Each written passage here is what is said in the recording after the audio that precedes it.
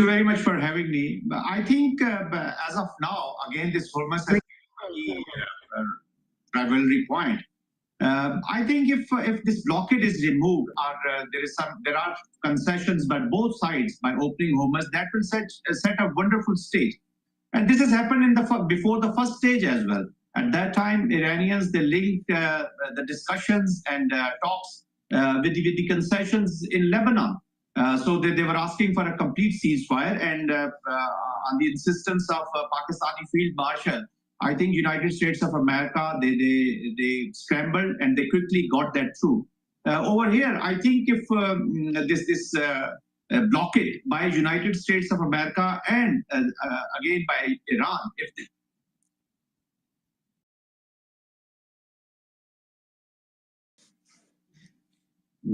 we seem to have lost our line to Zaki Mahmood there, but I want to come back to you, Abdullah, because I want to get a sense.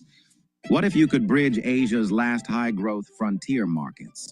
Before it's fully priced in, Asia-Pacific Investment Partners. Over 20 years building real assets in Mongolia. Now raising up to $4 million through a senior secured term loan. Positioned at the top of the capital structure, backed by real estate and mining assets. Limited allocation. Request access to the full offering. Join us.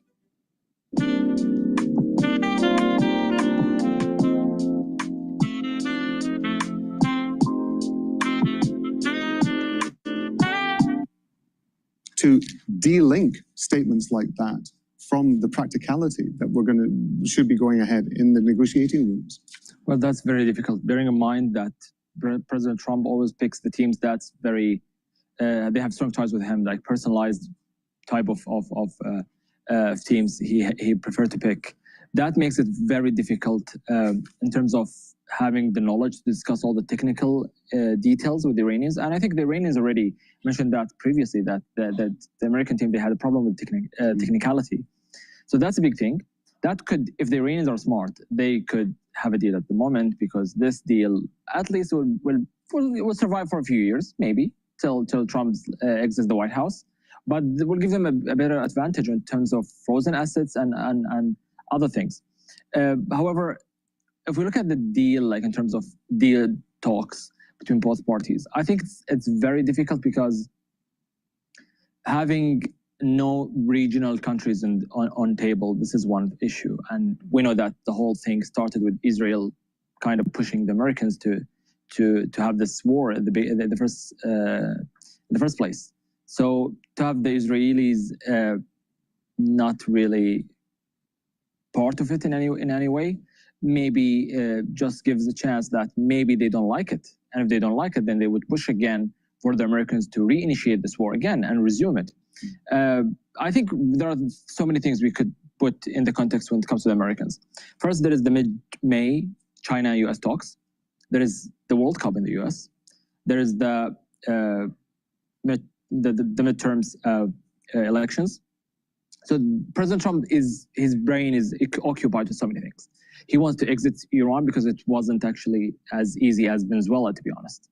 So now is the time to push for a deal. But the thing is, the dynamics around this deal, if you want to break a deal at the moment, it's hard. If you want to have a framework, then that is possible. But with President Trump accept such a thing? That's the question. I don't think so. Zaki Mahmood in Islamabad, with regard to what your understanding is of the way that Pakistan is acting as mediator for these talks, essentially, I want to pick up on something that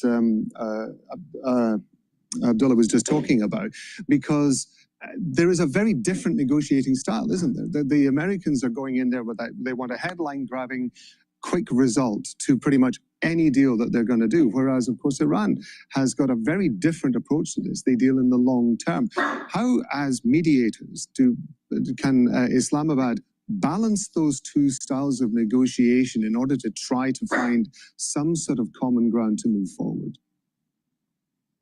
Yeah, I totally agree that this is a challenging environment, because these talks are taking place after maybe 47 years. So there is a huge animosity which is packed in these talks, behind these talks.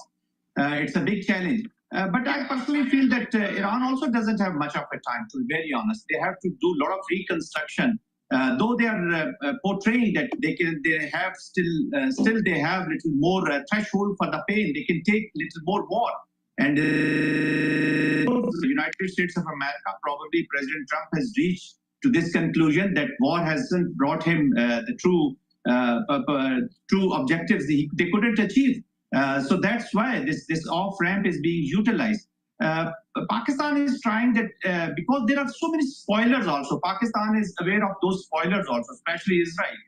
Pakistan understands that if it is these talks are prolonged, this gets into a protracted mode. This can be spoiled by any other spoiler.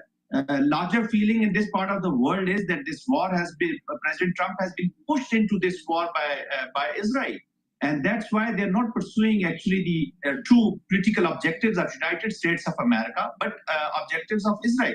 So Pakistan is conscious of that also. They are trying. All right. Hello, my name is Dr. Paul Cottrell, and we are live streaming on Rumble, YouTube, and my website, the-studio-reykjavik.com. Please help support the work that I do by sharing the links, asking your social media to follow me. You can follow me on YouTube, Brighteon, Bitchute, and Rumble, X, GETTR, Substack, TikTok, Patreon. There's lots of ways to watch my work. I also have archived audio versions of my podcast on Podomatic, Apple Podcast, and on my website under Broadcast Radio. Thank you for joining. I greatly appreciate it if you help support the free content that I create by purchasing the products that I have on my store, by sharing the links, asking your social media to follow me, and also please donate. You can donate through Stripe, PayPal, or Buy Me a Coffee, or be a paid member to my Patreon or Substack channel. That way I can continue to do all this content for free. I have thousands of videos for free. I tell you how to improve your health, but I also tell you how to trade the markets, all right, and not be a victim of the news. There's too many people in this world that keep on complaining about how the world is. Well, all you got to do is step out of the box, take a look at what's going on, and make decisions accordingly to improve your life and your family's life. So thank you for joining. I greatly appreciate it if you go to my store, the-studio-reykjavik.com, and help support the work that I do. All right, so we're about 8 minutes away from opening up for trading here in New York, and the futures market for the S&P 500 is up. It's at 7,162. Oil is trading at 86.92. What's the big question mark is, will the ceasefire end and further escalatory kinetic events take place, either by the United States and or Iran? So it does look like the ceasefire is going to end and that further escalation, but we're not seeing it in the markets. We're not seeing that knee-jerk reaction in equities or in oil. So there is such a thing as the traders out there are fatigued by the situation in the Middle East. And unless there is actually tankers being blown up or tankers not being able to go through the Strait of Hormuz, or the IRGC hits infrastructure within the GCC, we're probably going to be trading with some stability. So this is going to be, it'll be interesting to see if Trump does hit the bridges, what will happen to oil and the equity market. I suspect the equity market will go down a little bit, but not a whole lot. And I expect the oil market to go up, but not a whole lot. So right now, there is a barrier at about 90 for oil.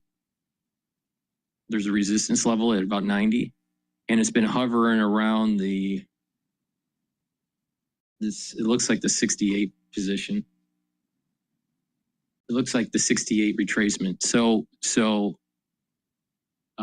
with that, the oil market, it's questionable if it's going to get into the 100 above range. Who knows? natural gas is kind of trending down. Yesterday it was at 2.7 and now it's back to 2.6. So it's at 2.672. It wants to go down because we're getting into the summer season, and usually natural gas is lower in the summer. So I suspect that if things are stable in the Middle East, we'll drift down to 2.5. If things are not stable, we'll stay at the 2.6, maybe go to 2.7 or 2.8. But I don't think we'll hit the 3 range for natural gas. So that's the big question mark. What's going to happen with the ceasefire? Supposedly it ends tomorrow. Actually, it ends tonight. But it looks like Trump gave an extended day for Wednesday. Is it going to be a taco trade where Trump always chickens out? Who knows? Who knows?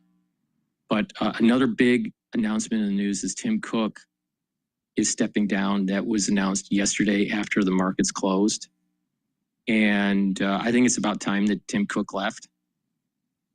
I think his guidance financially for Apple has been stellar, but in terms of new revolutionary products that people really gravitated to, I'm not so sure. I mean, he did have the watch, and it is a successful product, but do you really need it?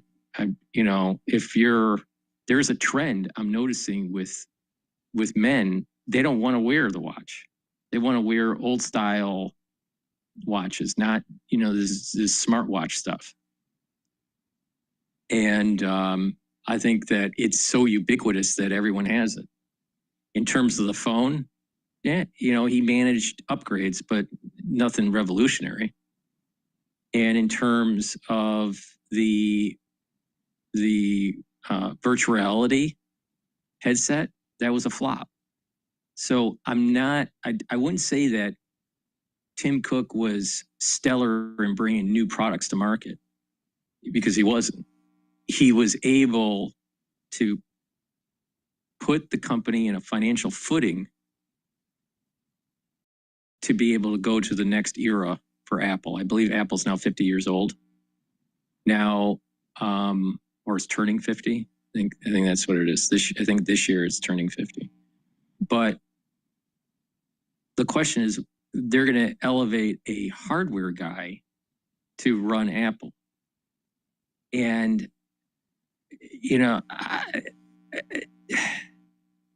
I'm not sure if that is the right move. I would have preferred a design guy that was more holistic with the software and the hardware instead of just the hardware. Because I would think that a design guy coming out of the studio would be a little bit more aligned with the way Steve Jobs thought versus, let's say, Tim Cook. Tim Cook was an accountant. He was an operational accountant. That was his forte. And Apple does seem to be behind the AI systems. Now, Apple's modus operandi is always, well, wait until you see others come out with their products and then analyze it, take a look at what they did right or wrong, and then make it stellar. Okay, maybe AI is so new that it needs to go through a little bit of a beginning phase before Apple really gets involved.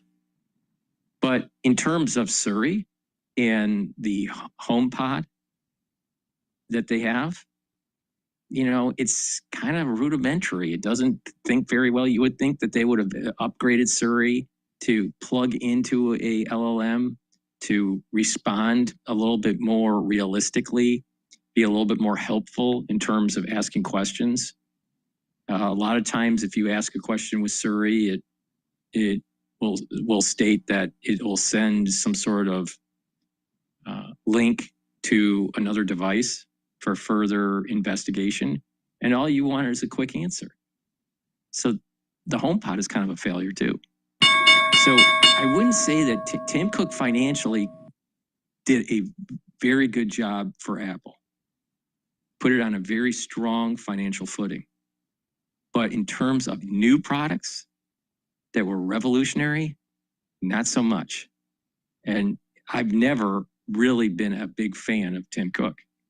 I thought that he was more of a bean counter operational guy and not so much a design guy.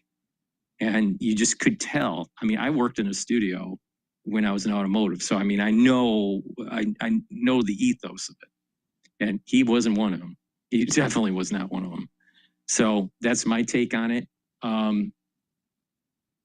But we'll, follow the breaking news. The markets have just opened up. And what we're going to do is take a look at the S&P 500. The S&P 500 is now trading at 7,121. VIX is at 19. The euro is trading at 117. Japanese yen's trading at 159. So the dollar is stable. Bitcoin has been moving a little bit higher. It's at 76,000. I'm a little surprised at that. So there seems to be a correlation. As things start to stabilize in the Middle East, it seems like Bitcoin is starting to drift up. Oil is trading just below 87. It's at 86.97. Natural gas is trading at 2.678. For the ones that have been paying attention to me, I've been watching UCO, which is a 3 times leverage long for oil. That's 39.8. That was trading as high as 72, not 72. It was trading as high as 43 and 42, not too long ago, before the big oil sell-off. So UCO, take a look at that. The inverse of it is SCO. Now, SCO, I believe, is trading at $8 a share. Let's take a look.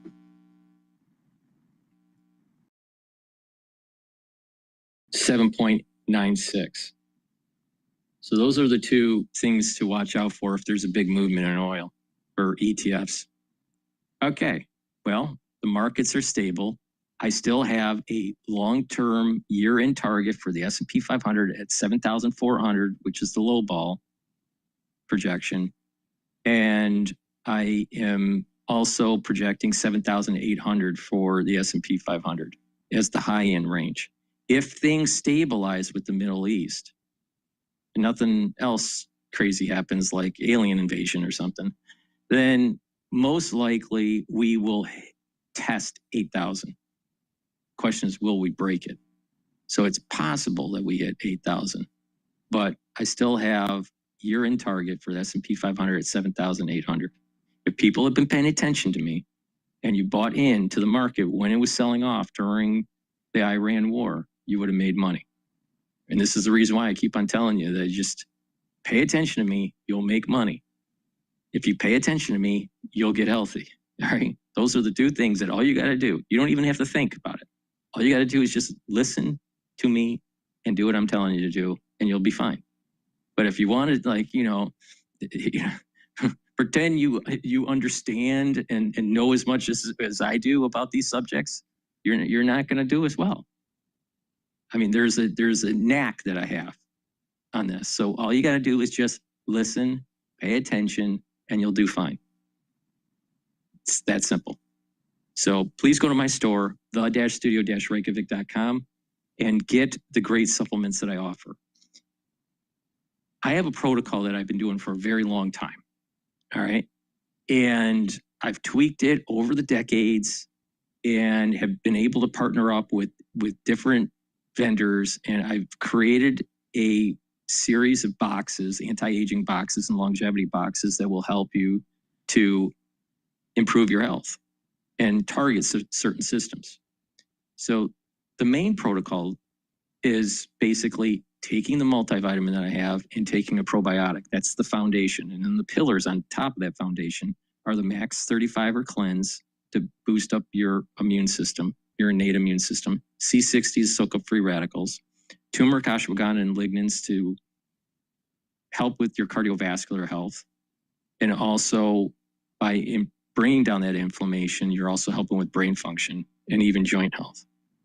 And the Boomer Boost that will help to rev up your energy levels. So if you pay attention to that protocol that I just mentioned, the foundation and the pillars, what you're doing is you're targeting all of the different pressure points of aging. You're soaking up free radicals, you're bringing down inflammation, you're revving up your energy levels. And you have the basic building blocks to allow for your body to heal. You do this every day, you will get healthy, you'll have more energy, you'll have better BMI, you'll have better musculature, and you'll have more vitality. So please go to my store, the-studio-reykjavik.com, get the multivitamin that I have. It is easy to digest, should be taking it every day, and stack it with the probiotics that I have. I have the veggie cap version of the probiotics.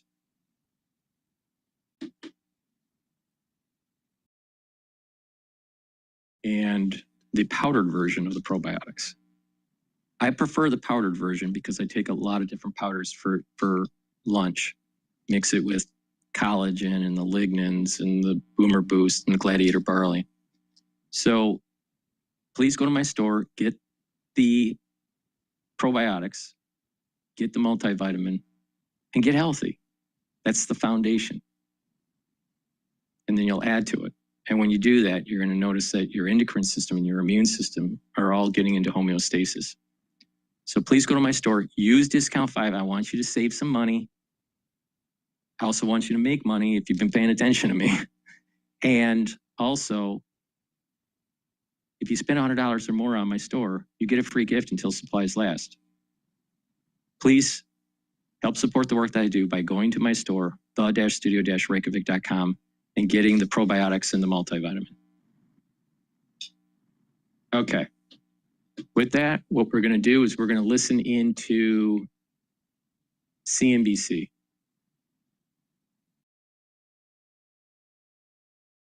I can't hear CNBC. Why is that?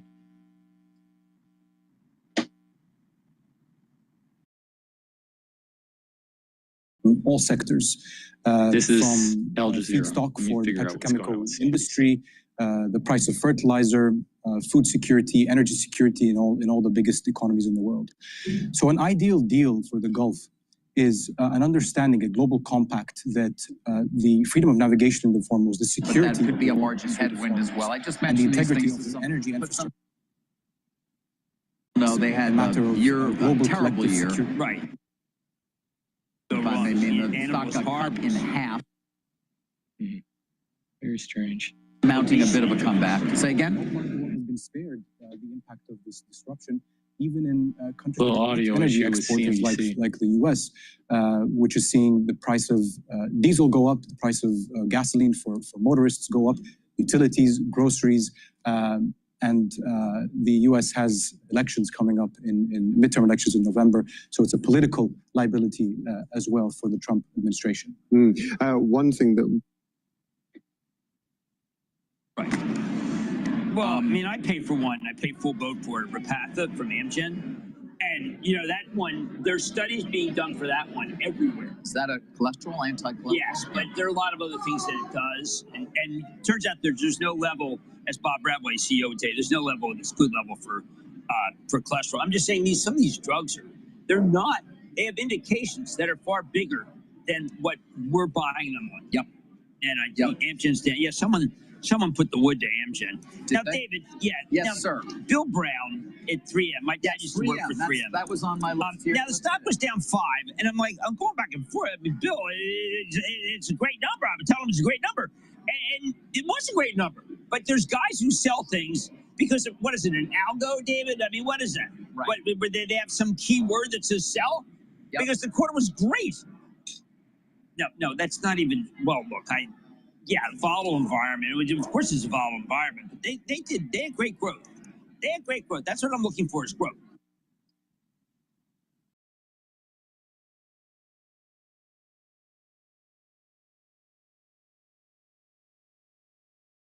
All right, what we're going to do is we're going to go to a different.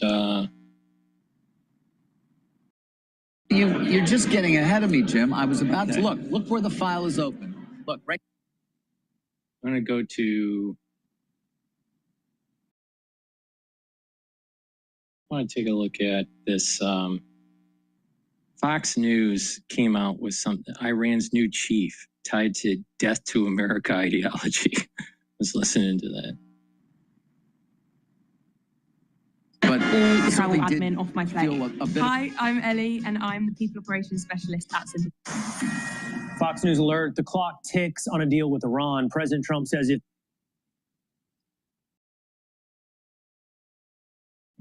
a critical question in all of this is who is really in charge of Iran?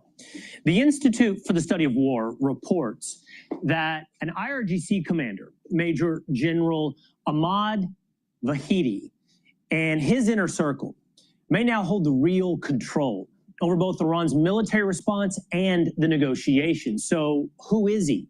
He is a senior-most IRGC commander. He's the former commander of the Quds Force. That's an elite secretive branch of the IRGC. He's a former both defense and interior minister, and he's known for hardline views on domestic and foreign policy. There's an Interpol red notice out for him for bombing a Jewish community center in Argentina, and he's under sanctions from the US, Canada, and the EU.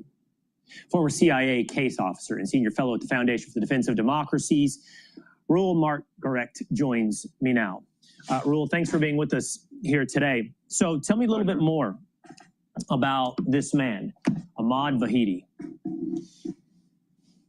Yeah, I mean, I think it's fair to say that you would describe him as a hardliner. I don't know if he's really more hardline than, say, Mohammed Baqir Ghalibaf, the Speaker of Parliament, the individual who led the negotiations in Islamabad before and may lead them again. He's just not, he's far less colorful. He is a creature of the Guard Corps. He's known for being fairly cold-hearted. You know, he survived the Iran-Iraq War. That probably is the defining moment in his life and the way you should understand him. So he is not one to give ground. Tell me the relationship between the IRGC, presumably now under his command, the military response of Iran, and the political establishment of Iran, whatever's left of the mullahs and those that lead their parliament. That's an excellent question, and it's difficult to answer that one accurately, I think, because the information we have of what's going on inside of Iran is somewhat sparse. So it's natural that in a state of war, the Revolutionary Guard Corps, the senior commanders are going to become the dominant voices inside of Iran. Whether that's, you know, the case after 6 months after the war is over, I don't know. But, you know, he's a very important player. I don't think he has ultimate authority. I think still there's a consensual leadership in the country. He has to take into consideration other members of the Guard Corps and also other members of the clerical establishment and the civilian elite. But, you know, he's a tough individual. And like I said before, I would expect him to you know, be quite willing to continue the fight.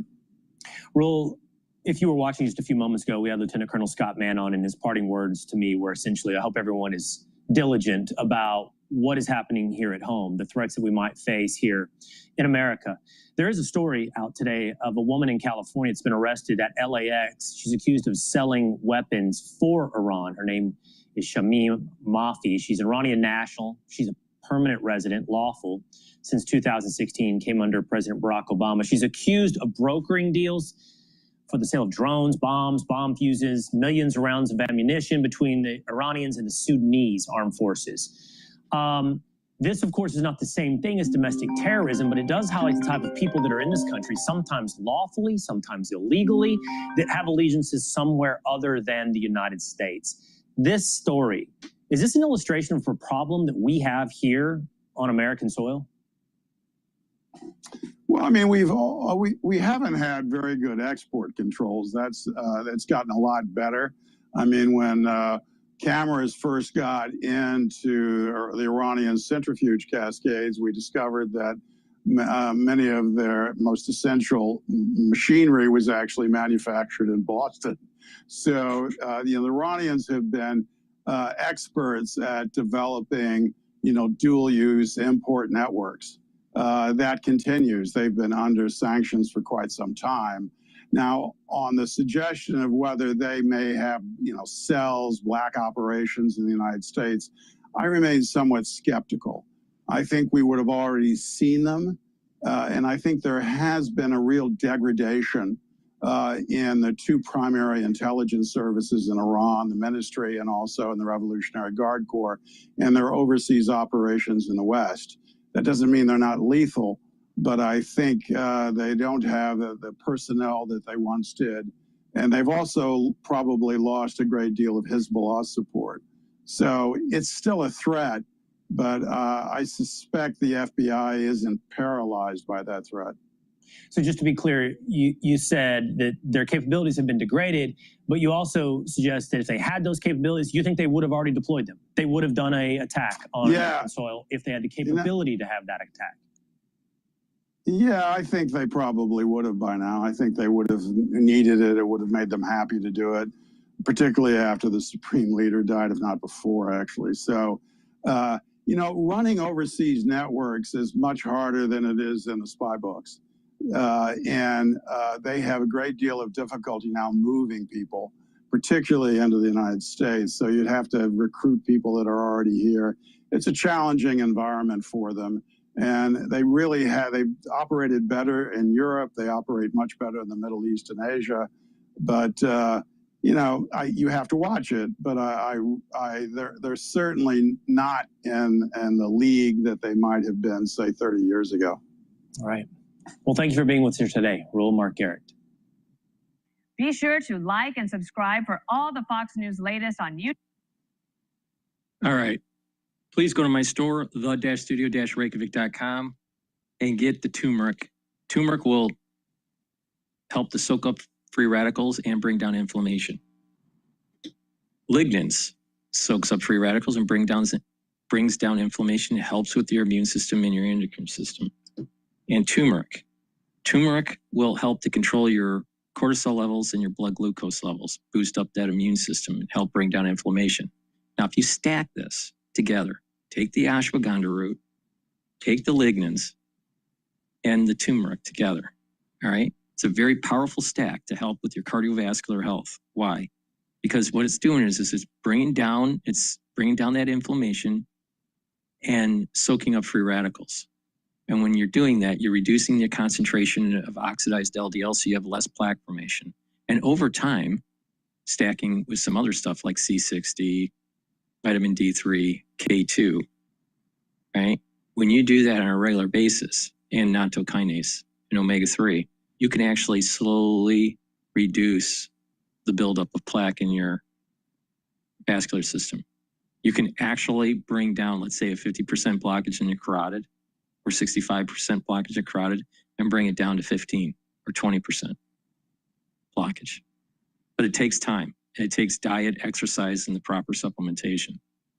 So, but the point here I'm making is that if you stack this together, you're supercharging the effects, the synergistic effects, and it's allowing you to help improve your cardiovascular health, improve your immune system, improve your endocrine system. And with better blood flow, you're also improving your brain function. My father passed away from ischemic dementia.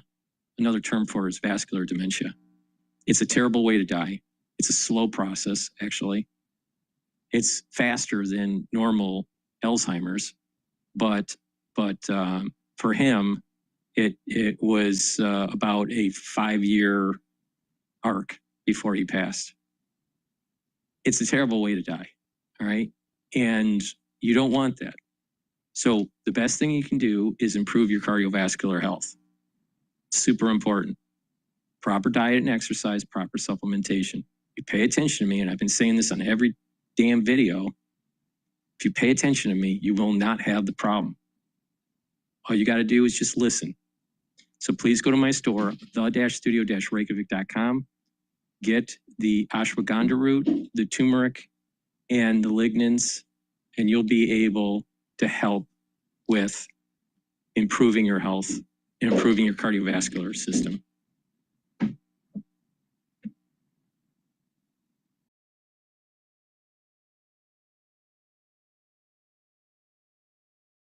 Space 44 super agents, the next thing you can't live without. No setup. Just say hello. All right, according to reports, Iran's Islamic Revolutionary Guard is now consolidating power inside of Iran. In other words, the hardline radicals who have terrorized the world for decades are likely running the show. The guys with guns, not the guys in the suits that'll be in Pakistan. Here with more. Fox News strategic analyst, our friend General Jack Keane is with us. General, great to have you. If we were going to be very blunt and very, very honest, General, the easier path for the president would be to wipe them out, obliterate them, hit all those targets. But the reality is the president really deep down does not want to do that to the Iranian people. I applaud him for that. And he's going the extra mile. However, when there's a report out tonight, the Iranian parliamentary speaker saying that they have new cards to play against the U.S. You have Iran's new IRGC chief, one of the hardliners from days gone by, now in charge of the guns. I'm less optimistic than I was over the weekend. Yeah, sure. Well, you have cause to be, Sean, to be frank. I think what we're witnessing right before our eyes is a power struggle inside of Iran. And yes, Galibov, while he was a general in the IRGC at one point, right along with Vahidi, who is now the head general in the IRGC, Galibov does represent the political side of it because he's the head speaker in the parliament. And I think they are really at odds. We have talked to Galibov in the past, and so we know for a fact that he is willing to make some compromises on the deal. In other words, some concessions to the United States. It's likely, we don't know for a fact, but Vahidi disagrees with all of that. And this power struggle is going on, and what will be the resolution of it? There's a couple of paths here. One, take President Trump serious that if you don't come to the negotiating table and the ceasefire ends, by the way, it's Wednesday, not Tuesday it ends, and if it ends on Wednesday and he promises to go back to full combat operations, but so our audience understands, we have twice the capability on the U.S. side in the theater now than when we started the war. We have never given up bringing in additional assets to assist with the execution of our wartime objectives. The Israelis, who had some ammunition shortages, have full magazine depth now. So if we go back to combat operations, they are going to be absolutely full throttle and considerably more dramatic than anything the Iranians have experienced, to include all the targets the president is talking about, and then some. But Vahidi, listen, hardliners here. Vahidi has a couple of choices here. One, okay, work it out with Galibov, and let's not test the president. Let's go to the negotiations, but put some strict controls on Galibov in those negotiations. Or, and they're capable of this, Sean, test the president and accept going back to combat operations, because in the end, where they are, they believe that the president will not go completely to the end of it. The pressure on him politically and economically will force him to end it prematurely, and they'll still be standing, and they'll have leverage as a result of it. And no negotiations taking place at all is what he is possibly thinking. And I'm trying to put my head inside a bona fide hardliner who was the guy that was in charge of the Quds Force, and guess who he gave that job over to? Qasem Soleimani. So this is the ilk of what we're dealing with here. I just wanted our viewers to understand some of the thought process that may be going on here, and even the extreme that I'm mentioning, and why wouldn't they accept what's plausible and also reasonable? Well, because this is the Iranians, and we got long time history with how unreasonable they absolutely are, and they don't care about their people. They care about what? Personal survival, the regime surviving. That is it. And they don't care about what's best for their people. And if we're going to pound Iran, and we would, to seriously force an economic collapse, that's what would be on the horizon. It would be less about their weapons and more about their future, for sure, here in terms of their viability economically. in Vahedi's mind, if he survives that, he wins. Now, that is diabolical thinking for sure, but that is part of the rationale. We have been dealing with these people for a long time, Sean.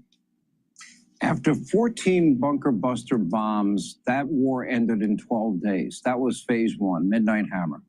I'm trying to, all that President Trump has done here and all the damage he has inflicted upon them, how they could doubt in any way, shape, manner, or form his resolve to do it the hard way if he has to.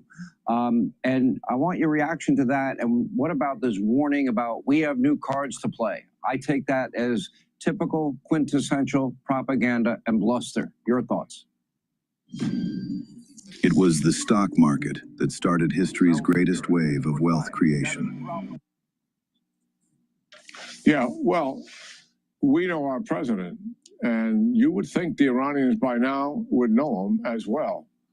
He has a tendency to follow through here, and that's the reality of it. So he's promising something that be much more significant and dramatic impact on them than what we have been doing to date. And I think he will absolutely deliver on that.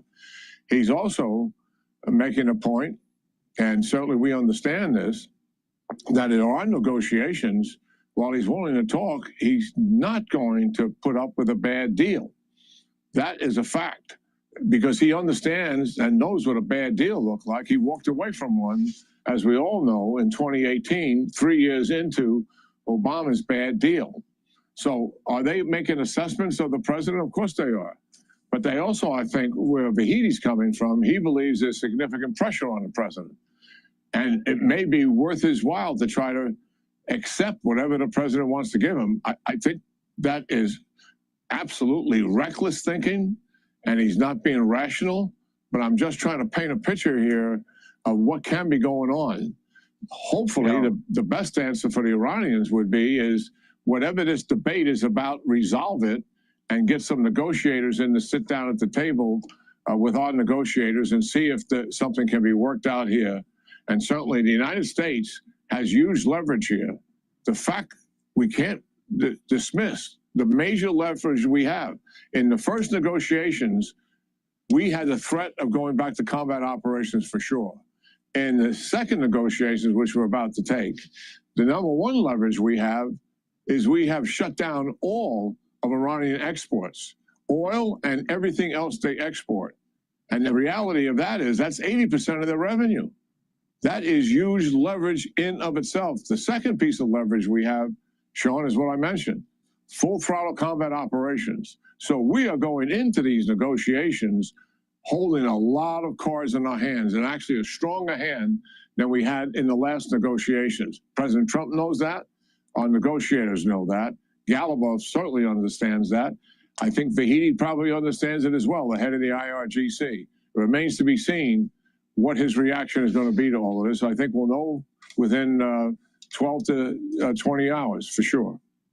One thing I would love to see, the Israelis somehow arms get in the hands of the people. Vahedi and others I don't think would survive. 180% inflation rate. Their currency is now worthless, on top of the fact that they have half their workforce not working. This will be devastating. Hopefully the Iranian people will then wake up. That becomes their moment of truth too. General, as always, we appreciate you being with us. I think it's becoming exponentially higher probability that the United States is going to be hitting Iran this week. But you're not seeing it in the markets. Oil is still stable, $86.79, and the S&P 500 is trading at 7,131. Please go to my store, the-studio-reykjavik.com, get the Myotrol. Myotrol will help with the gene expression to build muscle and maintain muscle. This is super important if you're 40 years of age or older. If you're male or female, do some resistance training. This has polyphenols, flavonoids, and lignans to help with the gene expression to build muscle and maintain muscle. It'll also help the health of your mitochondria. When you build muscle, you'll have better bone structure. In addition, by building muscle, you're going to also have higher concentrations of myokines and higher concentrations of BDNF, which are neuroprotective. So in essence, by building muscle, you're actually improving your brain function. So please go to my store, the-studio-reykjavik.com, and get the Myotrol. In addition, by building musculature, especially in the legs, in the calves, you're allowing for better venous return flow to your heart. So you have better cardiovascular fitness too. This is the reason why when you work out, don't do too much cardio. You want to be 65% actually resistance training, not too heavy weights, but 65% of your workout should be resistance training, 35% should be cardio. A lot of people out there think, oh, you're going to do 90% cardio. Wrong. That's the wrong way to do it. It's the totally wrong way to do it. So please go to my store, the-studio-reykjavik.com. Get the Myotrol. If you spend $100 or more, you get a free gift until supplies last. Click the link in the description of this video and all my videos. Go to my store, the-studio-reykjavik.com.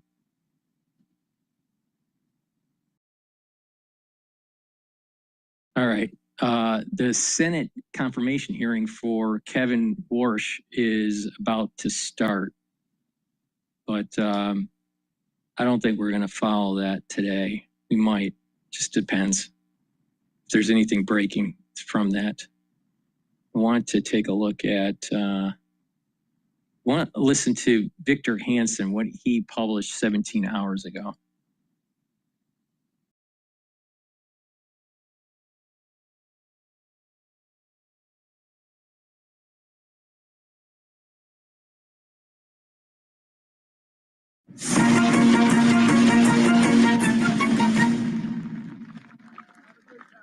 Hello, this is Victor Davis Hansen for the Daily Signal.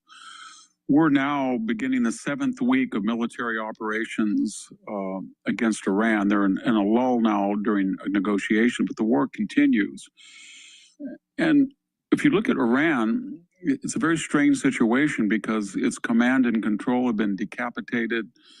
Its military has been, I guess you'd call it inert. There is no air force. There's only PT boats left of its navy.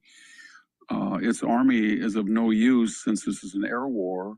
Its nuclear military industrial complex has been bombed to smithereens. It's probably lost $500 billion and a half-century-long investment in military hardware and military industries at the expense of a very restive population.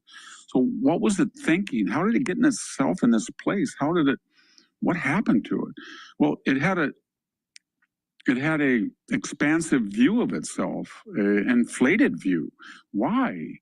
During the Obama administration, the Obama State Department and Obama himself sent these messages to Iran that maybe a Shia crescent, maybe Tehran, Damascus, Beirut, Gaza, people in Yemen might balance the Sunni Arabs of the Gulf with their money and the military power of the Jewish state of Israel.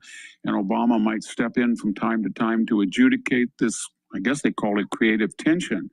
In other words, we said there was no moral difference between the Iranian bloc and its opponents, when there was, of course. But that gave the impression to Iran that we were afraid of them, or we would always be willing to make concessions. When Biden came in, the Iranians looked at him. The first thing he did was beg them to get back in the Iran deal. That inflated their egos even greater. Then he lifted sanctions and gave them $100 billion of new revenue. Meanwhile, the Iranians were looking at Russia going into Ukraine, and the United States had done nothing other than say our reaction will hinge on whether it's a minor or major invasion. And then came October 7th, and the Iranians had subsidized Hezbollah, Hamas, and the Houthis and its proxies and clients in Syria and Iraq with the idea they had created a ring of fire around the Jewish state, and that after the October 7th massacres, which they denied they had foreknowledge, but they obviously strategically planned it with their clients, they thought that the United States wouldn't do anything, and they were pretty much right about that during the Biden administration. If even worse, we kind of distanced ourselves from Israel, and Iran knew that. And they felt that after October 7th, it would be such a traumatic experience for the Israeli government, they wouldn't do much. A lot of this was hinged on this pseudo reputation they had of being militarily indomitable, invincible, but there was never any proof that was true. In the Iran-Iraq War of 1980, they didn't do very well. Khomeini had to sue for peace, even though they had almost 1.5 times the population of Iraq. But they were the terror of the Middle East. People said, whatever you do, go into Afghanistan, go into Iraq, bomb it, don't get near Iran. They're crazy people. They have 93 million people. They're the second largest country in the Middle East by population. They're the second largest by area. They're just dangerous people. They're fanatic Shia, and they're willing to die for their cause. But if you actually looked at what they had done, they had achieved that reputation through surrogate use of terrorism, blowing up embassies, blowing up Marine barracks, assassinating individuals, sending weaponry to kill Americans in Afghanistan and Iraq. But they'd never really shown any impressive performance on the battlefield, either at sea, on the ground, or in the air. And then so they thought they could get away with October 7th. And that gave them even a greater inflated sense of self, because they kept telling us that between all of their proxies and their own arsenals, they might have 300,000 short and long range missiles, rockets, and drones, and they would collapse Israel under a sea of explosives. So they thought that even after October 7th, Israel wouldn't dare do anything to them, because they had sophisticated Chinese and Russian air defenses. What they didn't count on were two things. October 7th changed the entire mentality of Israel. It was the greatest loss of Jewish life since the Holocaust. And they said, you cannot live like this. You cannot sustain a country like this. You can't have a sword of Damocles like this descending on you periodically. So we're going to have to go to the head of the snake. Hezbollah will deal with yes. Hamas we're going to deal with. The Houthis we will deal with. The people in Syria will deal with. But in one way or the other, they get money and weapons from Tehran. And we don't believe that they're indomitable. Not now, not after October 7th. And so in that 12-day war of last year, they destroyed the entire air defenses of Iran. And then they began taking out its military capability and its nuclear industry and infrastructure, and they called us in and asked us, and we were more than ready to comply because it was in our national interest. And in about 25 or 30 hours, we blew up their nuclear facilities. We thought that might be the end. They got the message, but of course they didn't. Their proxies began to shoot missiles again. They began to, from our intelligence, resume work on their nuclear facilities and nuclear proliferation trajectory. And so the United States entered negotiations again with them. And like all negotiations with the Iranians, they're drawn out. They're meant to delay while they rearm, or they enrich more uranium, or they sick their terrorist appurtenances on Israel or on individuals in the West as terrorist attacks. But they didn't again count on that Donald Trump doesn't care and Benjamin Netanyahu doesn't care. And so they resumed the war. And now we're speaking as we go into the 7th week.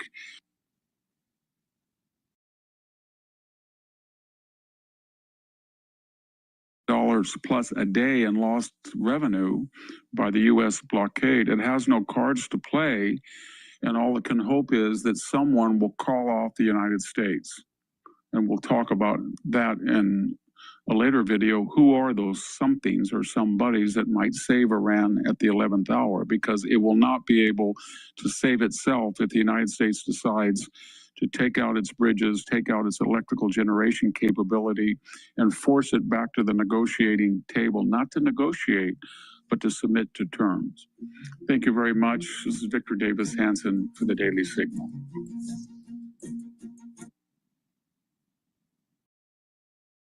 Well, I want to go over National Review. I'm actually impressed with some of the podcasts that are coming out of the National Review.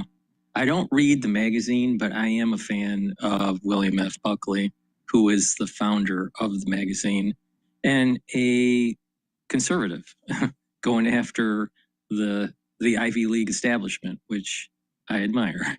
So please go to my store, the-studio-reykjavik.com, and get the magnesium and zinc. Magnesium and zinc will help to boost up your immune system. You should be taking it every day, but especially during the cold season. And magnesium is super important for your brain function. There are not enough people taking magnesium at high enough concentrations to improve brain function. Too many people are focused on, oh, just the recommended daily allowance is enough. It's not. It's not. So if you boost up your concentrations of magnesium, you're going to also improve your brain function and improve the efficacy of vitamin D3. So please go to my store, the-studio-reykjavik.com, and get the magnesium and zinc. Take it every day. Super important for brain function and immune system. You'll be also getting synergistic benefits by taking vitamin C and magnesium. Vitamin C and magnesium will help with the skin, your immune system, and brain function. You can stack them together, magnesium and zinc and the vitamin C and magnesium together. It's a great stack. And you're helping with your skin, you're helping the efficacy of your vitamin D3, you're improving your brain function, you're helping your immune system. It's a great stack. So please go to my store, get the magnesium and zinc and vitamin C and magnesium. Also, like I said, if you follow my advice, you're going to slow down the aging process. Boomer Boost is a great supplement to take every day. Mix it with soft foods, filtered water, a smoothie, or even with just milk. But take it every day. This is a month's supply. And what this does is it helps your cardiovascular health, helps musculature, improves your cellular metabolism. You'll be able to control your A1C level. You're going to be able to have a leaner BMI. It'll help with brain function, help with the immune system and the endocrine system. And by taking it every day, you're going to slow down the aging process. It's going to soak up free radicals, bring down inflammation. It's a supplement that is a cornerstone to helping slow down the aging process. So please go to my store, get the Boomer Boost. It's part of my overall protocol. And that overall protocol to slowing down the aging process is the multivitamin and the probiotic as a foundation. The first pillar, max 35 or cleanse to help boost up the innate immune system. C60 soaks up free radicals, 1,000 times stronger than vitamin C. Turmeric, ashwagandha, and lignans bring down that inflammation. And Boomer Boost, rev up that cellular metabolism and your energy levels. If you pay attention to that protocol that I just mentioned, it's targeting all the major components of aging. And it'll help you to slow down the aging process, help you to reduce the methylation of your genes so you have a younger epigenetic profile. If you follow my advice, you will get healthy. Please go to my store, the-studio-reykjavik.com. If you spend $100 or more, you get a free gift until supplies last. And I want you to save some money. Make sure you use discount 5 and you get $5 off any order. But take my advice. And if you've been paying attention to me since the beginning of the Iran war, you would have made money in purchasing a broad index in US equities. Okay.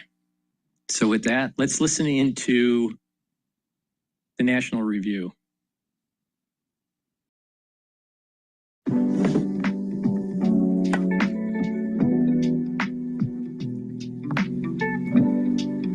Ladies and gentlemen, Michigan Democrats over the weekend made clear what they think about malignant opposition to Israel.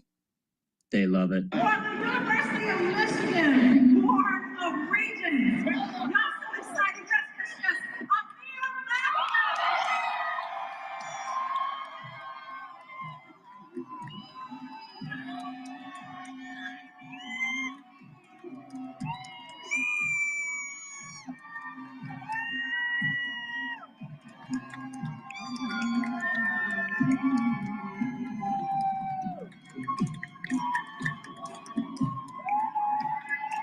Amir Slaughter of National Review, and that was a joyous reaction when a guy named Amir Macklin won the nomination at the state Democratic Convention in Michigan to be a member of the Board of Regents of the University of Michigan. He'll now stand in a general election for that seat. Bit of a convoluted process for how they choose the Board of Regents of the University of Michigan out there, but that's not the issue. The main thing is that Macklin is a vicious, virulent Israel hater who's expressed anti-Semitic sentiments and expressed support for vicious anti-American and anti-Semitic terrorists. This guy, in short, is a poisonous toad. So what's going on with the Democratic Party? Well, it is becoming the Dearborn Democrats. Now, I don't mean that literally, although Macklin does practice law in Dearborn, Michigan. I mean it in the same sense that Gene Kirkpatrick called the Democrats the San Francisco Democrats in the 1980s, a city that encapsulates the reigning attitudes of the party. Back then in San Francisco, it was opposition to the Cold War, a blame America first attitude and cultural radicalism. Now in Dearborn, it is a thoroughgoing hostility to the Jewish state and the Jews themselves. So let's look a little bit more at Amir Macklin's body of work. This is from a Detroit News report. It notes that Macklin retweeted several posts from X in June and July 2025, praising Hezbollah, including posts referring to Hassan Nasrallah, the former leader of the terror group, as a martyr. And this is something that I've been complaining about for a while. People need to pay attention in the United States that the Democratic Party that's aligning themselves with this Islamic fascism, they're eroding the constitutional freedoms that our founders enshrined in a document. In that document, the Constitution, the bedrock of those statements and civil liberties in that Constitution, the bedrock of it is the Enlightenment, which is a philosophical theory of life, liberty, and property. Now, it was rephrased by Benjamin Franklin, the pursuit of happiness. But the reality is that our Constitution, our system of government, our constitutional republic is heavily predicated on the Enlightenment. Now, Sharia is not part of the Enlightenment. Now, some people call it Sharia law. It's not what it's called. It's called just Sharia. So the bottom line is this. If you're not going to be focused on what is happening in the country, you are going to lose your constitutional freedoms. And it'll slowly erode, not at the federal level, but at the local level. What has happened in Michigan, in Dearborn and in Hamtramck, which is a township just outside of Detroit, has been taken over. And it is now a caliphate. It's run like a caliphate. They're trying to push out non-Muslims. Now, you don't believe me? Why don't you get in your car or get on a plane and go to Michigan and take a look at Dearborn and Hamtramck. And this is what is going to happen in other cities in the country. Now, the Democrats are aligning themselves because of suicidal empathy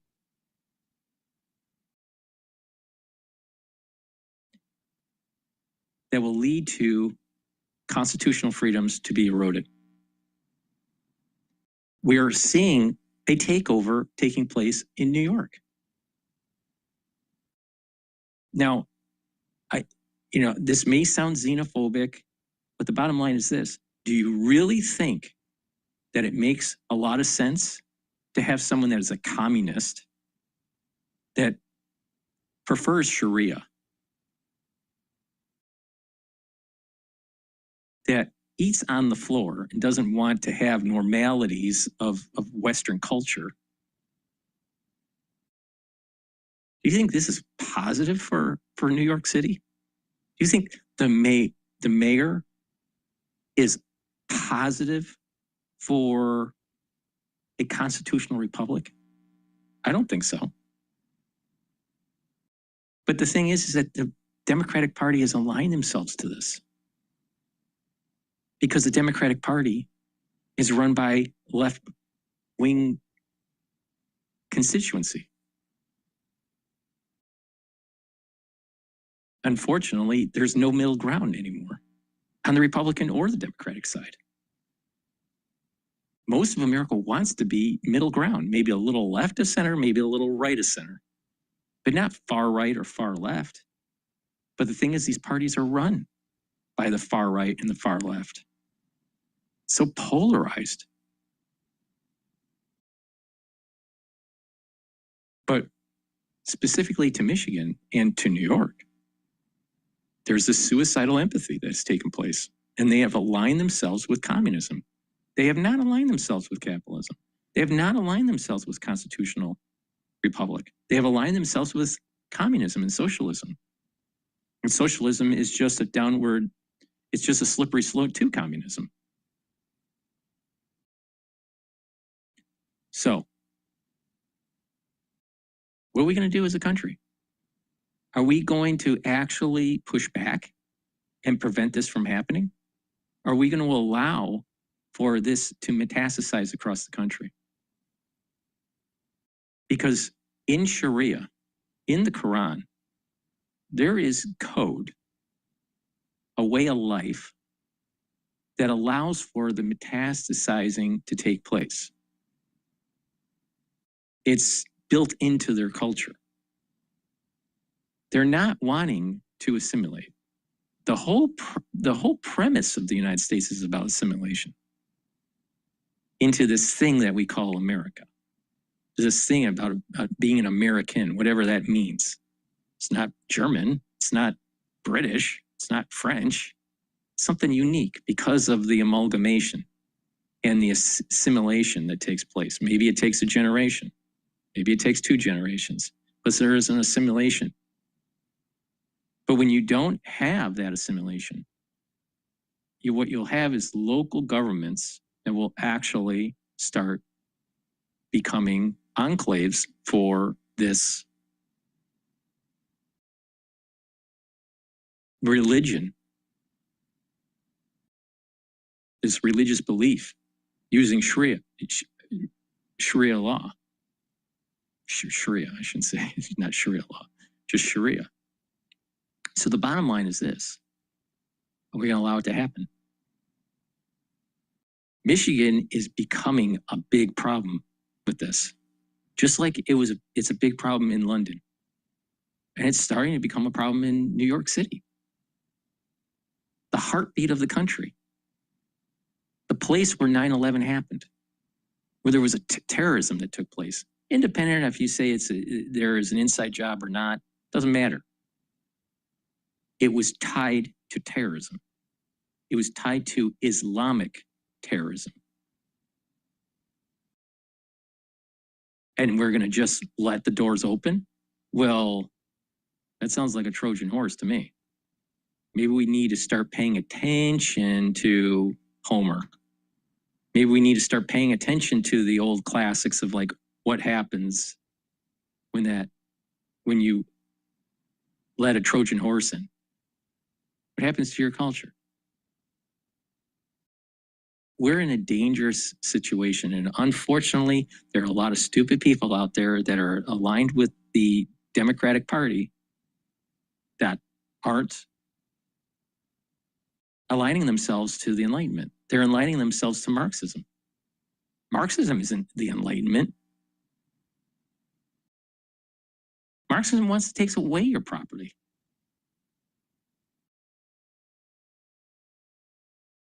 And have some sort of technocracy. Wait, why do you want this? Why? It doesn't make any sense to want that.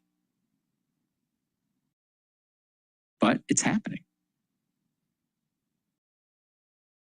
So ground zero in the country, when it comes to this Sharia issue and this enclave, and how it's starting to propagate throughout the society, ground zero is New York and Michigan, and specifically in Michigan, Dearborn and Hamtramck. New York, Dearborn, and Hamtramck. And if we don't stop this bullshit, it's going to metastasize. Now, how do we stop it? By making sure that people that are elected officials are aligned to the Enlightenment, that are aligned to our constitutional republic, and not Sharia.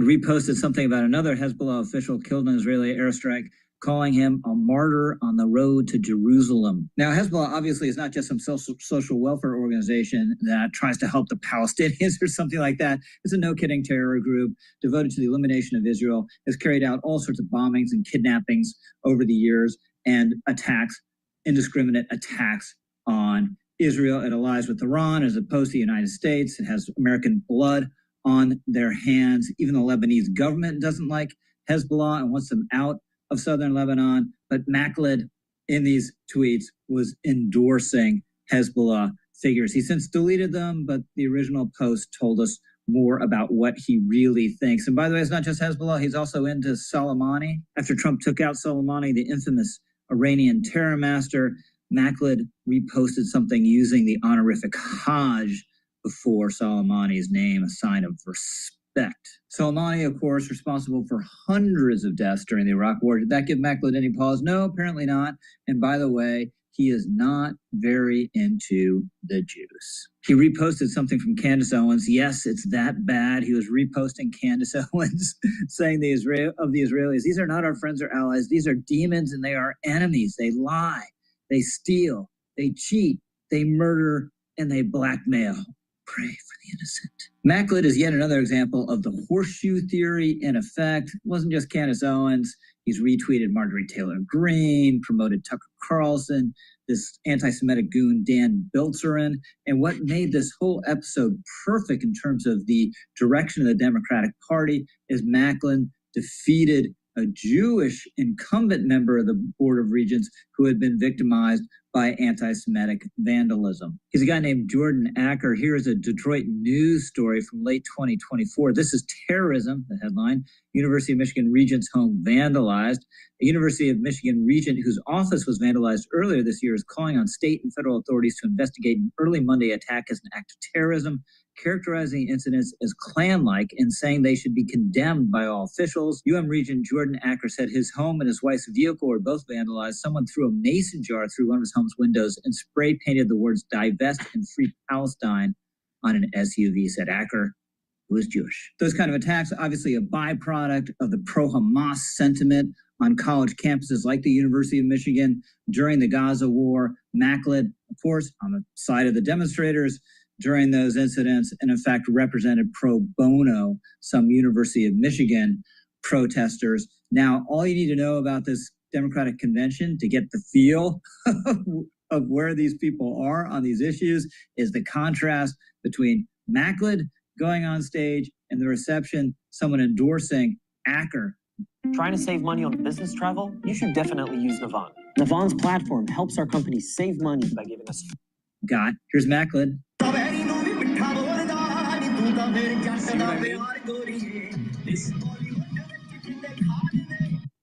See this? This is Michigan Democratic Party, the MDP. Sounds like even communists, like the CCP, the MDP. See how they're branding this?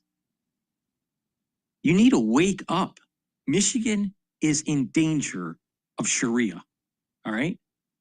But it's not just Michigan. It's also New York City, which is the heartbeat of the country. Now, if your heart is all clogged up and it's not working right, not pumping the blood right, do you think your body is perfusing blood properly and that you're going to be healthy? Of course not. Now, what do you think is going to happen to New York when the center of capitalism has a heart attack? You think you're going to be healthy? You think the rest of the country is going to be better off? Of course not. Look at exactly this. You could see this on the screen here. Maybe it's a little difficult because of my mic, but it's MDP, Michigan Democratic Party. This is spun in blue, not red, like the CCP. But it's this combination of socialism and communism, and then also the Sharia thing. Now, Sharia is 100% antithetical to the Enlightenment. All right? So just get that straight. Anything aligned with Sharia is not John Locke, is not the Enlightenment, is not the founders' perspective of our constitutional republic. Let's just full stop with that. And then he's going up on stage that's representing a party within a constitutional republic, and he's playing Middle Eastern music. This is a problem. We are having a society that is not assimilating, that is aligning themselves with the Middle East. And guess what? I'd like to know, is this Sharia, is this Sharia aligned with Sunni? Or is this Sharia aligned with Shiite? Because it's a big difference, especially with what's going on in the Middle East right now with our military operations. So this person, are they aligned with Iran? They are aligned with Saudis? Maybe a little bit of both? What's going on here? And why placate to a population playing Middle Eastern music? I mean, if I was running for politics, I guess I'd play Guns N' Roses, Welcome to the Jungle. Why the hell are you playing some Middle Eastern music? We are not a Middle Eastern country. We're not a country of Sharia. We are a country of the Enlightenment.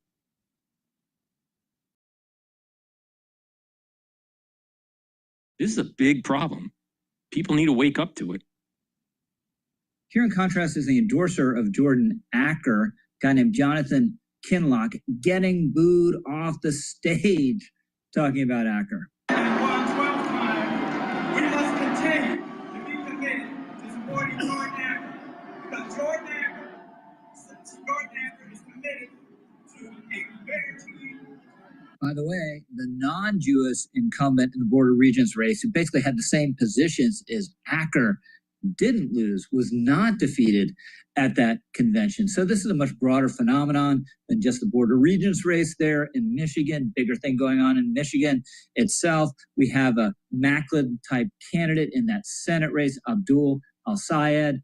Macklin has campaigned for him together with Hassan Piker, vicious anti-Israel supporter also of terror groups like Hezbollah and Hamas, a real toxic stew. And this is being driven by sea change in public sentiment towards Israel among the Democrats and among young people. Here's Steve Kornacki, the NBC data analyst. Well, this is fascinating, but historically speaking, Steve, support for Israel has actually been higher. Yeah, this is now much more even than it used to be. Yeah. And there are two particular drivers of this. I think it's very interesting. One of them is partisan. Republicans, overwhelmingly on the Israeli side. Democrats, this is the big shift. Now, overwhelmingly 3-1 on the Palestinian.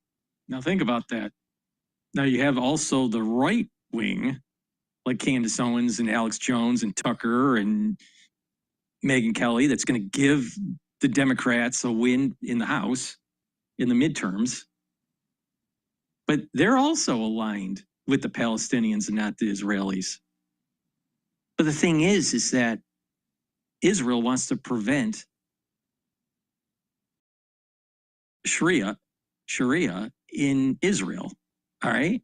Israel's trying to prevent a loss on the battlefield by Hezbollah and Hamas. Israel is defending their country. Israel wants peace. But the thing is they're in total war. And the reality is that you can't have a two-state solution. It's not going to work. One side has to win. The Palestinians are going to have to win, or the Israelis have to win. And honestly, I really don't care because I'm an American. I really don't care. I do know that whoever is going to win on the battlefield, they have the right of the land, independent of if they think it's from God or not. If the Israelis can defend it, it's their right. If the Israelis can't defend it, it's not their right. It's that simple. And Judaism will continue on with or without Israel as a country. It has for thousands of years. So, but the point here is Israel is in the right to defend themselves. And if Hamas and Hezbollah can win on the battlefield, well, that's their right to win land. But they're not winning. They're losing. Now, why would the Democratic Party align themselves with the Palestinians? Why? Okay, first, it's strategic to create a divide where you don't want to align yourselves with the GOP because the GOP is aligned with Israel. So they want to go the opposite. That's one reason. Two, they're going into areas that may not vote, that potentially become voters, and it could swing elections. And that is this immigrant with some affinity to Middle Eastern culture. They may be, Shiite, they may be Sunni, they may not even be Muslim, but have some affinity to it. And the Palestinians, aligning with the Palestinians, that's a get the youth vote also from the colleges. And this is the reason why Turning Point is so important in terms of making sure that they are able to reach out to young voters on college campuses to make sure that they vote for Republican. But unfortunately, since Charlie Kirk's death, Turning Point is failing. So this alignment to the Palestinians is from the ones that are doing the playbook for the Democratic Party. They don't really care about the plight of the Palestinians. They've used this as an opportunity to win votes.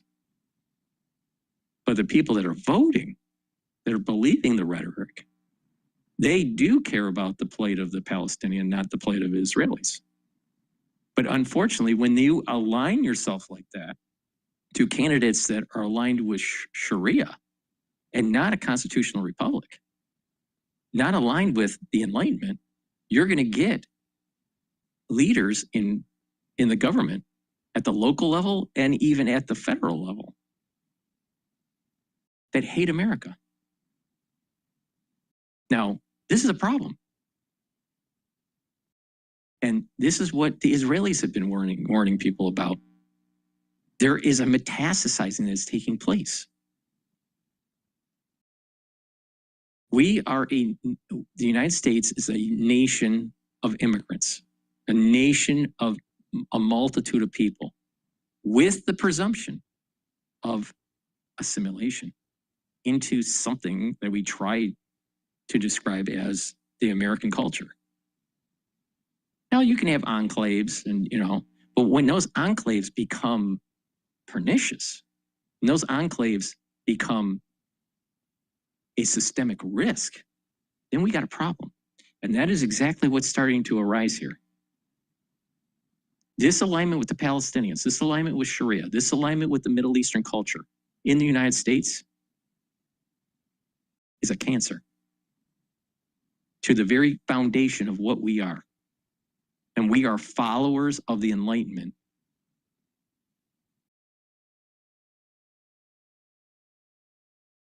The inside, and then the second piece of it, it's generational, it's age. Gen Z, that rising generation, look at this. Across party there, 3/4 of Gen Z say they sympathize more with the Palestinians than the Israelis. That's a massive sea change. It gets worse. Look at this. This is a breakdown of fave, unfave ratings of Israel, China, and Iran among Democrats under 50, 62% unfavorable to Israel, only 54% unfavorable to Iran, and 43% unfavorable to China. Unbelievable. Now we see the sentiment reflected now, not just in rising Democrats who might. So you have a constituency voting Democrat that's under 50 that actually prefers Iran and China. Iran, theocratic regime that doesn't want women to have rights. And China, which is a one-party system that's communist, using capitalism to fund their communism.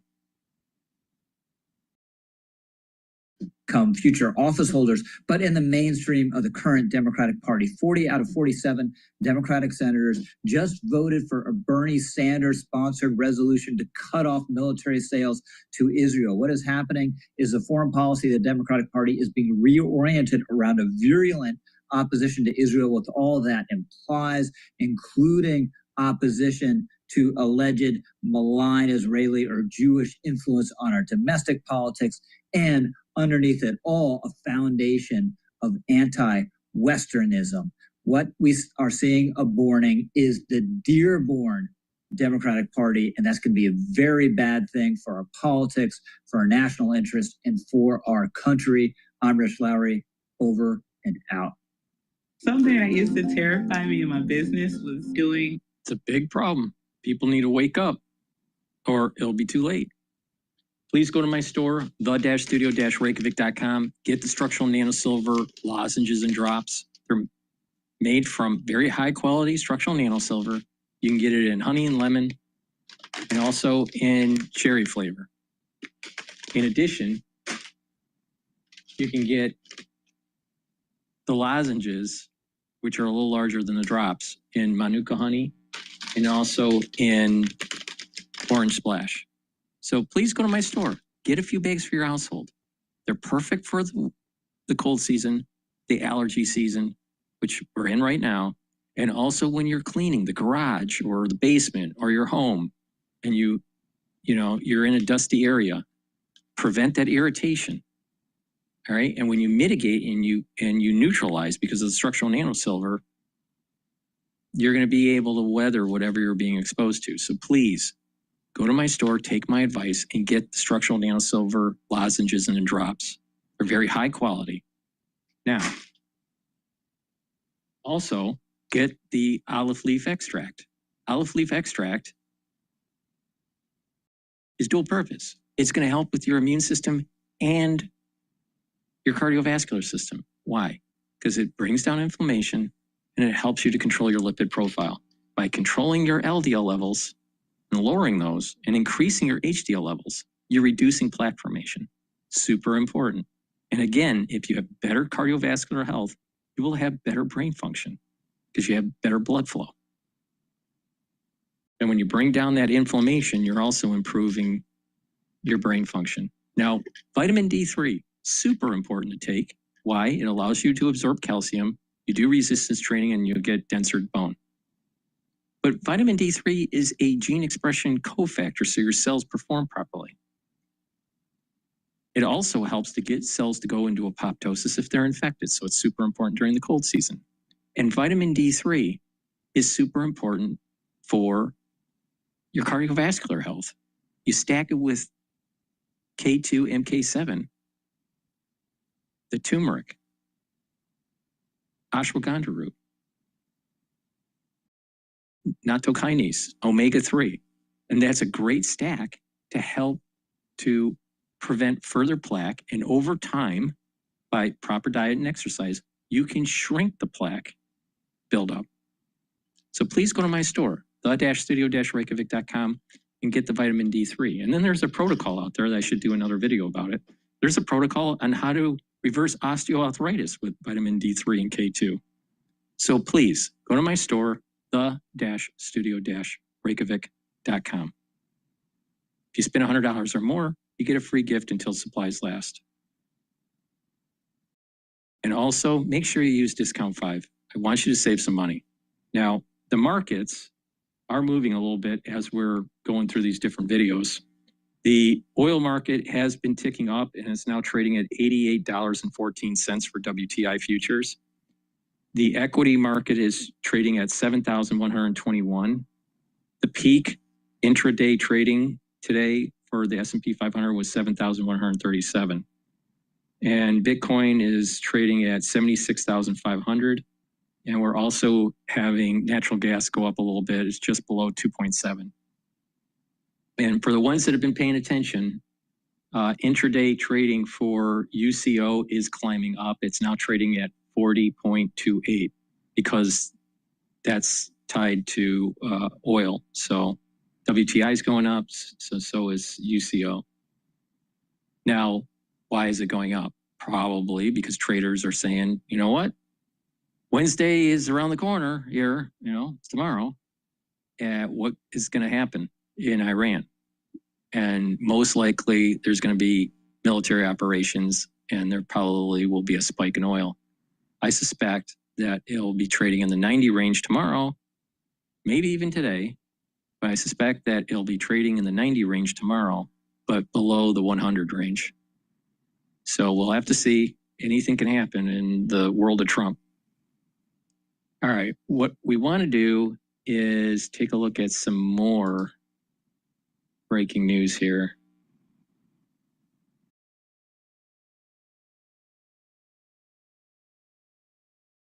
Let's see what's different than most academics. This is Kevin Warsh's speech. He is in Congress right now for his confirmation hearing. Let's just listen in a little bit. That we can reform the institution with my colleagues if confirmed. The sooner we can ensure price stability, and we can have a new set of leaders atop the institution with high, credible, ethical standards to return the Fed to what it should be. The independence that both Chairman Scott and Senator Warren mentioned, critically important. But independence has to be earned, and it's earned by delivering on the promises, the commitments that the Fed has made. And as the Fed hasn't delivered on those promises, we shouldn't be surprised that we hear politics that are entering the room at the Fed. And you get the politics out of it so the Fed can focus on its day job, deliver on full employment and stable prices.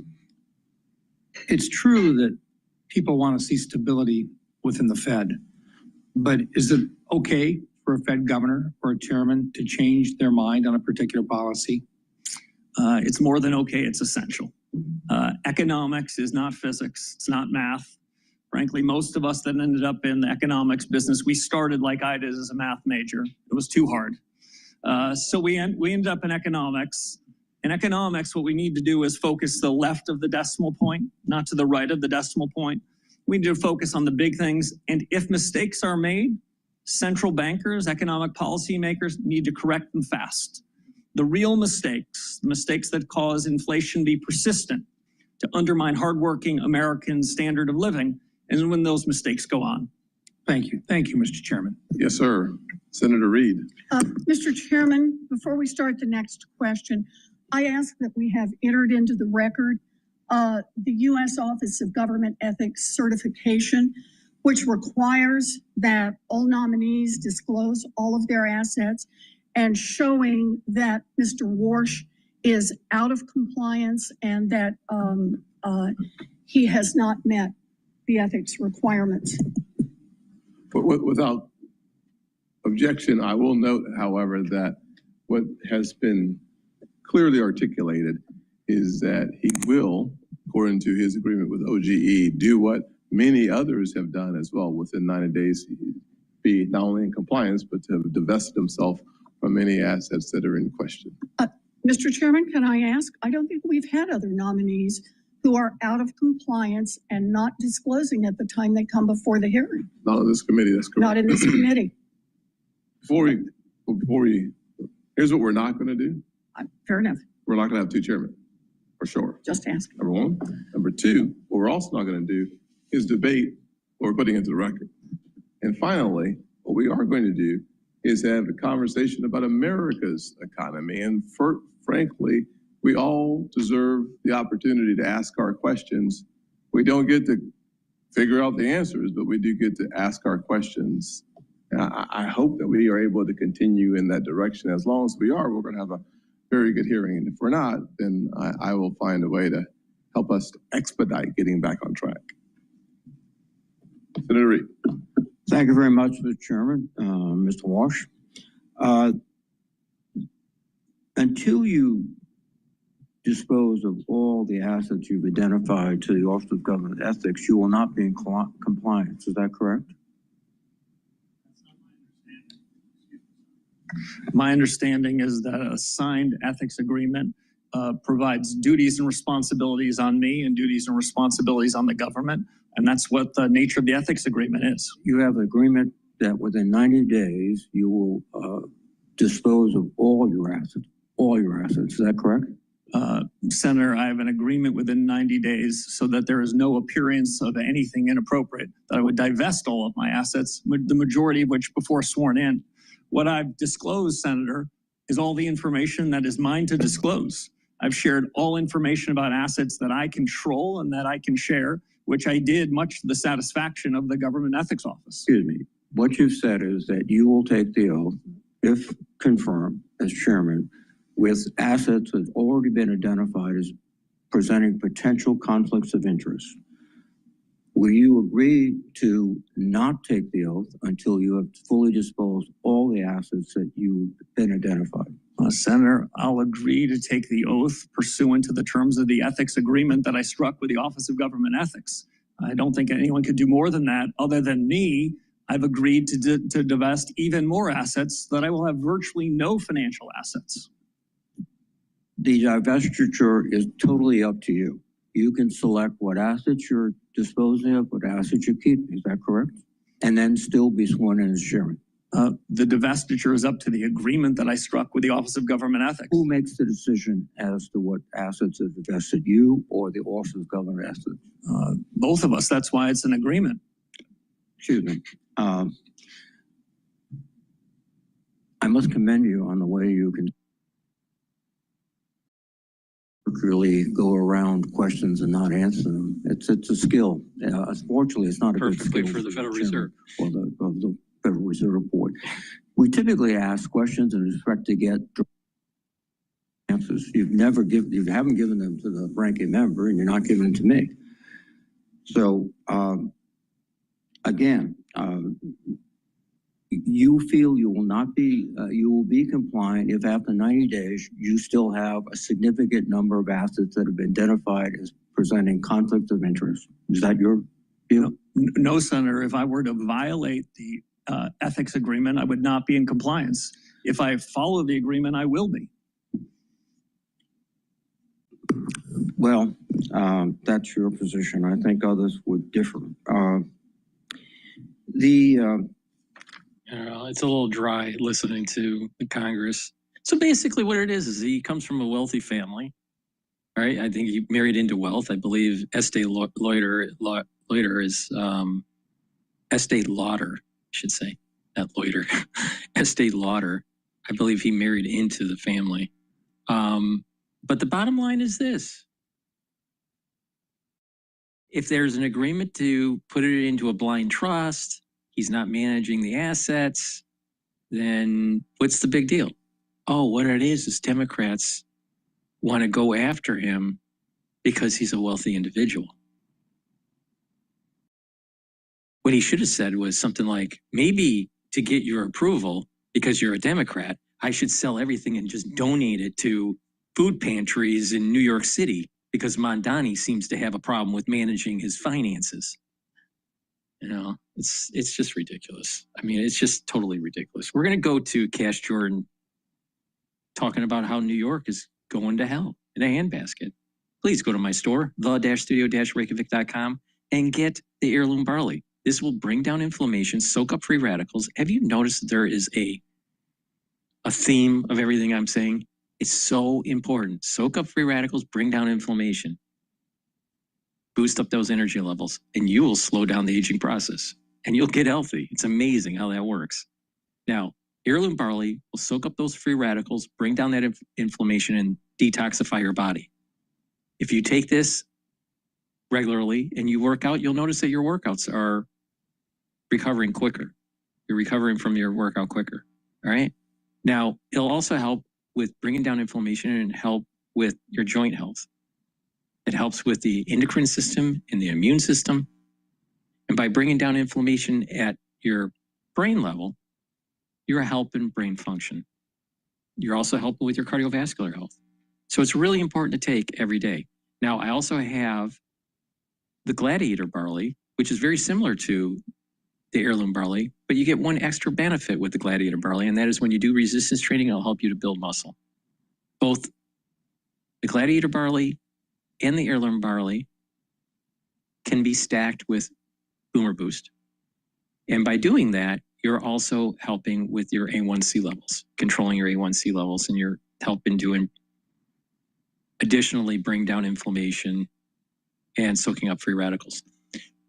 It's important to understand that not all antioxidants are the same, and that the different antioxidants can work together to be able to soak up the free radicals. Now, to soak up the free radicals with heirloom barley or Gladiator barley is through superoxide dismutase. And it's synergistic with the C60, which also soaks up free radicals. So that if you attack the problem in different ways, you're actually slowing down the aging process and reducing that methylation that's taking place on your genes. Because part of aging is methylating genes where it's silencing or reducing the expression of those genes. So you want to prevent that and try to reverse it. When you do that, you're slowing down the aging process. In essence, it's not so much your genes that are so important. It's the epigenetics, the expression of certain genes at certain times. If you control that, you can slow down the aging process. So please go to my store, the-studio-reykjavik.com, and also get the vitamin B complex. Vitamin B complex will help to boost up those energy levels. The first 4 B vitamins helps the electron transport chain within your mitochondria, so you have more ATP. Vitamin B complex revs up your cellular metabolism, so your tissues are performing better. You're going to be able to control your BMI. You're going to have more energy and be more active. And also, vitamin B complex protects neurons through vitamin B12. Super important. And lastly, digestive enzyme complex. This supplement has the enzymes to break up carbohydrates, proteins, and lipids and reduce the load on your pancreas. Super important. You don't want to be a Steve Jobs. You don't want to be a Tim Cook either, but don't be a Steve Jobs. Make sure you have good pancreatic health. Also, vitamin B, the digestive enzyme complex will help break up clots because there's bromelain in it. So the digestive enzyme complex breaks up food, helps you to digest, reduces the load on your pancreas, and also helps to break up clots. Super important. It's a great supplement that you should be taking. Now, if you're an athlete, this is perfect for you because you're going to be able to break up your pre-fuel source or your post-fuel source easier to be able to replenish your body and your muscles. So please go to my store, the-studio-reykjavik.com. Get the digestive enzyme complex. It's a great product. All my products are great products. I wouldn't put them on the store if they weren't. And these are products that I take regularly to slow down the aging process.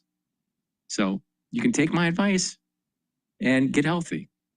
And you're helping support the work that I do. All these videos are for free. So please go to my store. Use discount 5. You get $5 off. If you spend $100 or more, you get a free gift until supplies last. All right, let's listen into how New York is going to hell in a handbasket. They put the plate down like it's a piece of art. They make me feel that way. One sentence away from launching your website with Base 44. Since the beginning of the internet, there's never been such a fun, fast, and intelligent way to launch online. You shouldn't be trying to steal my house. Yes, you are. Deed theft, where homeowners are essentially tricked out of their properties, has been a pervasive problem for a few years now. And now this group is rallying outside the governor's office, demanding that she do something about it. So, while New York City's communist mayor brings about his plans to confiscate homes from the law-abiding, it seems squatters are beating him to the punch, using predatory tactics to scam the innocent out of their life savings and achievements, which they worked decades to obtain, but now find themselves battling New York's ever-expanding affordability crisis in unexpected ways, completely trapping the law-abiding between what used to be their home and the cold, hard street. The man who claims to be the one actually leasing the house shows up. Call the police again. With the other guy, police took off the property. This guy just literally broke down my door.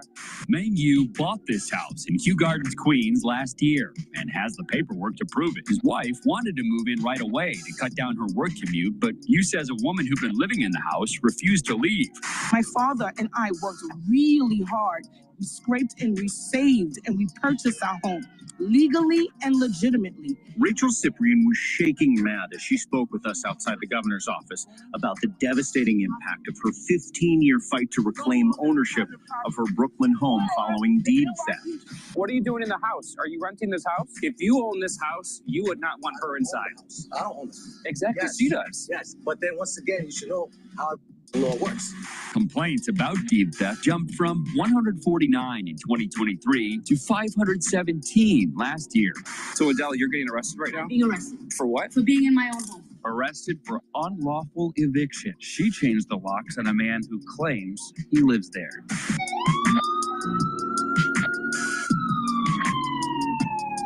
So sometimes these scammers, they do get busted, but deed theft complaints are up 240%. And what nobody's talking about is the reason people are stealing homes all over the city is because of our socialism-induced affordability nightmare. You see, New York City has decided personal property ownership is wrong, and landlords and property developers are evil, which is why they aren't allowed to build anything, much less reclaim homes that are stolen from them by scammers and squatters, creating a massive housing shortage, with only 1% of apartments even available to rent. Why? Because nobody wants to build or invest in a place that's just going to rob them blind. And when you add that to the new mayor's plans to raise property taxes and punish landlords by raising fees with the goal of confiscating private buildings for public use, you create a situation where the homes we have now are the only ones we're going to have for a long time. And this is where the squatting nightmare takes effect. You see, when there's very few homes available, those that remain, they shoot up in value. And now you've got scammers using sophisticated tools like AI to forge documents and transfer the ownership of homes out from under their rightful owners, who now find themselves getting evicted in the middle of the day by sheriffs, telling people their most prized possessions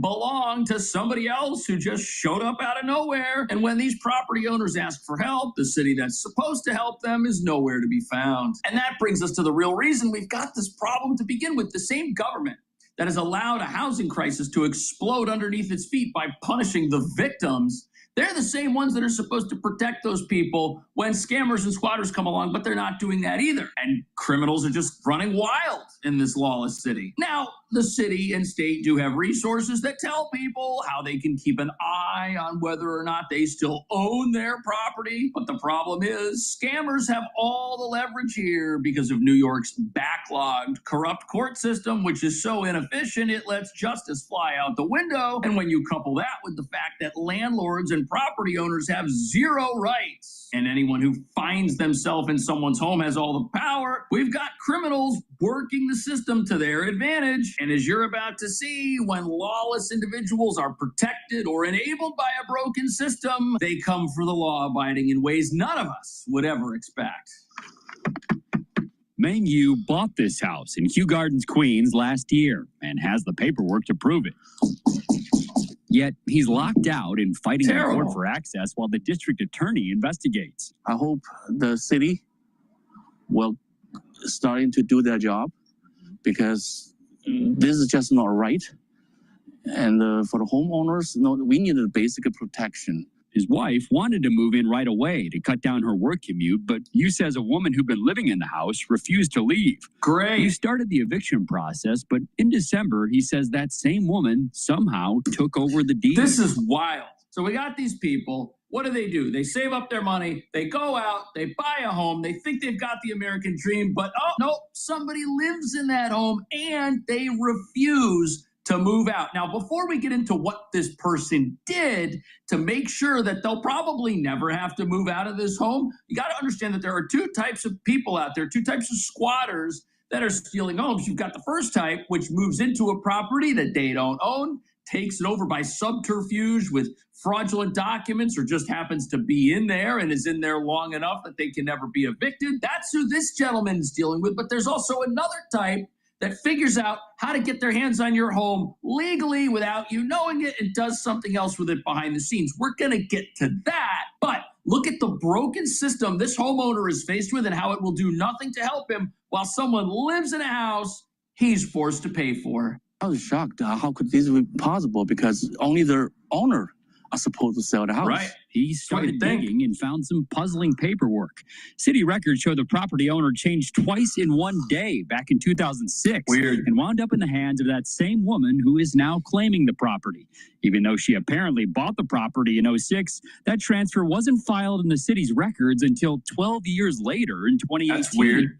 But records show a bank sold the home to you last year. That's wild. So there's something very fishy going on here. But you got to remember, New York City's in the middle of a housing crisis. Only 1.4% of apartments can even be rented. There's massive demand for people to live somewhere, and rents are $5,000 a month right now on average. And you know what that means? That means we're going to have criminals, armies of them, all over town trying to figure out how to live somewhere for free. And the problem is New York City's laws allow that, because in this place, if someone finds their way inside your home and they're there long enough, there's nothing that can happen. They're not a criminal. The case has to go to housing court, which is slanted in favor of tenants. I got a friend who rents out his studio apartment in a nice part of Manhattan. And you know what? He's got a tenant in there. They haven't paid any rent since last year. They were supposed to go to court back in January. We had the massive snowstorm. Judge delayed everything until May. He's losing half a year's rent before getting any justice. And the entire time this has been going on, the person that he is supposed to be leasing the place to, who's not paying, they're calling him and they're asking him to buy them out to get them to leave. And since he's not doing it, they're dragging him through the mud with a court process, which is totally enabled by how broken our system is. It doesn't protect homeowners like my friend or this gentleman, and it doesn't protect homeowners who might be living in their homes and then might get a knock on the door from the sheriff who says, hey, you got to go. This isn't your home anymore. Rachel Cyprian was shaking mad as she spoke with us outside the governor's office about the devastating impact of her 15-year fight to reclaim ownership of her Brooklyn home following deed theft. It leads to homelessness.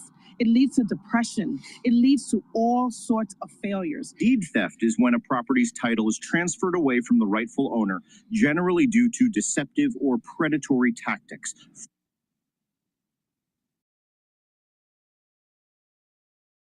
Why spend hours on complex video platforms? With the upgraded Canva video editor, we've made it easy to edit. Frequently, the targets are seniors and communities of color. What do we want? That's crazy. Can you imagine 15 years fighting to get possession of an asset you've already paid for and you already own? That's not the American dream, but that's not something that exists in a place that has voted for communism. You see, New York, it's voting for other people's money. That's why we have broken systems that don't protect people who are homeowners. That's why we're electing people who come out right out of the gate say, hey, we're going to raise property taxes on homeowners because they're prisoners here, because they've got these assets they care so much about. We're going to exploit them to pay for all kinds of free stuff while doing nothing to help them, while letting their homes get stolen by squatters or companies or predatory scammers. Why would somebody want to steal a home's deed while somebody else lives in it? Well, I'll tell you why. There's a great opportunity here to take advantage of somebody whose home is shot up in value without them realizing it. And if scammers can get legal possession of your home using tools on the internet, and they can take out a mortgage or they can sell that home to somebody else and make off with all the money, boom, they've just committed a financial crime that they'll probably never be held accountable for, because they'll be long gone by the time justice rolls around in this city and state. And this this woman's right. This does lead to homelessness. It does lead to depression because you've got people fighting for their future and fighting to get possession of the thing that they worked hard for, which is supposed to provide for them in retirement. And wait till you hear what the scammers are doing with these places. It definitely is fraudulent. This is not your home, no matter how you want to claim otherwise. And please move out. Last month, that woman denied committing any fraud in response to a lawsuit from you. In a bankruptcy filing last year, the same woman noted she doesn't own any property. The Queens District Attorney's Office says it can't comment on cases currently under investigation, and there's no shortage of those. With the technology advancing and new ways of creating documents like birth certificates, social security numbers, any type of ID that you can make on the internet, it's becoming much more prevalent. But it doesn't have to be that way because in this specific case, we've got a homeowner who bought a home from a bank and tried to move in and is told by somebody who apparently owned it in 2018 that they own it. Meanwhile, that same person who's in the home was just in bankruptcy court and admitted to the court that they don't own any property. So how do we have to have another investigation through a different system to figure out if this person actually owns the home they just said they do not own? You see, this is the problem. And this is why owning property in a place that hates property owners is. This goes back to what I was saying. When you have a society that doesn't have God, country, and family is part of the Enlightenment, the bedrock of our society is the Enlightenment. We have property rights through our constitutional republic. If you don't have these three pillars, God, country, and family, your society starts to devolve. And you get lawlessness, and this is lawlessness. I mean, obviously, the people that are doing this feel as though they can get away with it, so they don't have some sort of affinity to a higher power, looking down on their good deeds and their bad deeds. And they obviously don't care about country. They don't care about their society. They think that stealing is okay. Well, it's not okay. Not from a religious standpoint, but also for just continuity within and peacefulness within your society. This is an erosion of our way of life. Now, it's because of people thinking that it's okay to steal. It's not okay to steal from people. It's just not. From a religious standpoint, from family creation standpoint, is this what you want to instill in your kids if you do this kind of thing? What about the people that are harmed by this? Think about the stress and the turmoil it creates within a household. This is wrong. And then you have a society that's not willing to push back, a government, a city that can't rectify the wrong quickly. This is just out of control. It's out of control. And this is what liberals have given you. This is what the Democratic Party gave you. Lawlessness, an erosion of God, country, and family. But people continue to vote stupid Democrats into office, and your society will continue to devolve more and more.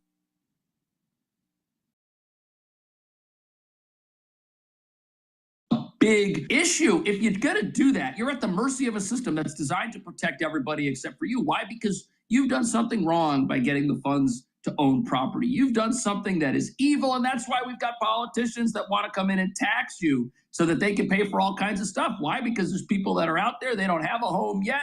They may never have one, but you do, and that's not right. So guess what? You're going to have to help the rest of us. Meanwhile, even if things work out successfully for this gentleman, the court backlog means that a period of time is going to go by where somebody's got to pay for this home, somebody's got to pay the taxes, they got to pay for all the utilities and stuff that are inside of it while they don't have access to it. And that's also the landlord. So you've got people who are losing money every single day. They fight squatters in some manner in this city. They're losing while their assailants the ones who are stealing from them are winning, and nothing is done about it. Owners, including these three. Prosecutors charged a man with stealing someone's identity to commit deed fraud on the homes, leading to a guilty plea. Investigators still don't know his real name, but a judge recently sentenced him to 4 to 9 years in prison. There has I been don't think he's times going to jail. when it's too much money, too many resources, too many assistant district attorneys, too many obstacles in the way to investigate that. That's crazy. And it shouldn't be that way. But it is. Complaints about deed theft to New York Attorney General Letitia James's office jumped from 149 in 20. You know why complaints are going up? If you're a man who makes at least $150K a year and you feel self-conscious about your gut sticking out, I'll get you shredded. Or because people are getting away with it. Now, complaints are up last year about this sort of thing, and this is after New York passed a whole bunch of anti-squatting laws. And the reason this is such a problem is because here the scammers, they've got all the advantages. They're the ones that act first. They either break into the home and start living there and accumulate a bunch of fake documents to prove that they've been there for a month and then get to stay for half a year or longer, or they steal the property by working the system somehow, submitting fake paperwork, fraudulently signing forms over, selling properties to other people behind the owner's back. And all of this happens before the homeowner knows everything. If you live in your home and you've got the keys, you're not checking every day to see if the place that you live in is actually safe for you to live in. But I guess in New York, you have to do that because criminals are trying to steal from you while you live somewhere, and nobody's trying to stop them. Now, Brooklyn City Councilman Chiose is pressing the governor to put a moratorium on evictions where there's a deed theft case pending or being investigated. We are pleading to the governor, to the head of the state, to do right by all of us, to do right by Black New Yorkers, and to do your job. During the moratorium, Chiose and other elected leaders are demanding legislative fixes, like more support for homeowners in eviction court, special investigative units inside district attorneys' offices, a public database of shell companies associated with deed theft. Okay, all of what they're talking about is going to make the problem worse because what are they saying? They want more protections for people who are going through this process while they live in a home. Well, we've got a story that we're looking at in companion to this, where a gentleman who bought a home is trying to get somebody out and they've got a fake deed. And guess what? Now they'll be able to stay forever if these new protections go through. You see, the same government that is inept at prosecuting criminals here and already has a system that is slanted against property owners. They want to pass more laws. These are the same people, the same politicians out there rallying for rent freezes. This is the same politician that banned brokers from collecting commissions from tenants in this city. They're against the real estate industry. They're against home ownership. And once they ram through some set of legislative fixes, the problem here is only going to get worse because what these laws are going to do, they're just going to extend the amount of time the investigations have to happen. And since New York is a tenant-friendly state, once you're in a place, everything works out in your favor if you're willing to be a criminal. In response, a spokeswoman for the governor's office did not mention an immediate moratorium, but said the governor has taken a number of steps to push back against because that would be a disaster. No New Yorker should be cheated out of the opportunity to keep their home, which is why Governor Hochul has proposed $40 million in her state budget for the Homeowner Protection Program, and why she has led the way in enacting strong protections to empower homeowners.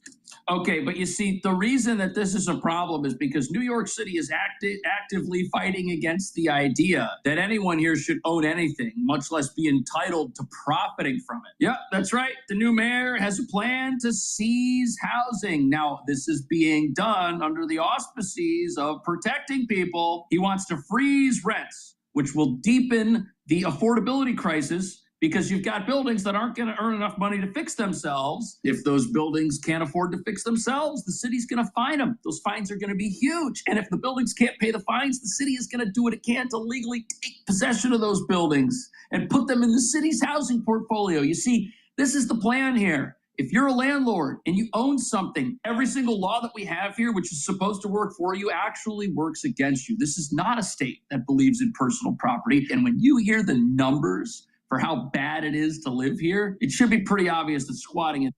And that's why I keep on saying Democrats don't believe in the Enlightenment. The Enlightenment, the foundation of John Locke, was life, liberty, and property rights.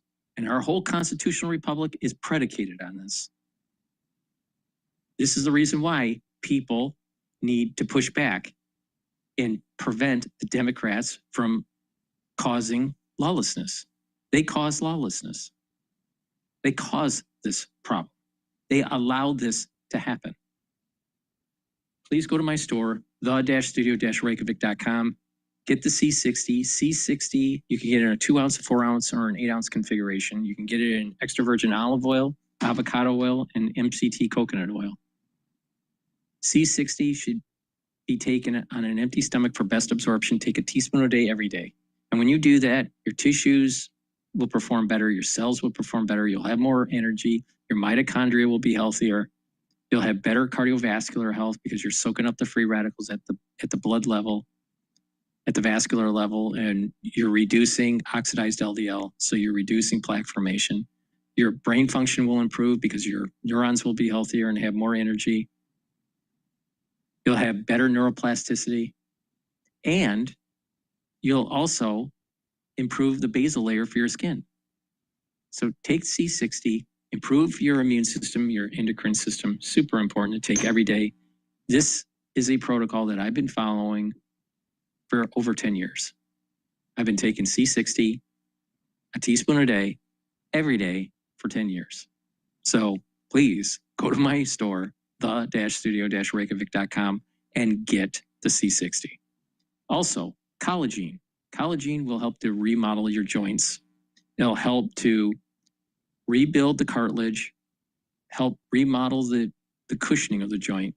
It'll also block enzymes that erode the joint and also block enzymes that cause inflammation. Super important, and it'll help to remodel the joint that you have, either because of osteoarthritis or a sports injury.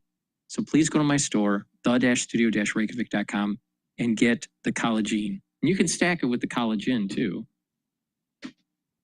which I will mention in another break here. But, you know, the bottom line is that Democrats aren't willing to protect people's property. They think it's okay to have lawlessness and the erosion of the three pillars: God, country, and family. Big problem. Big problem.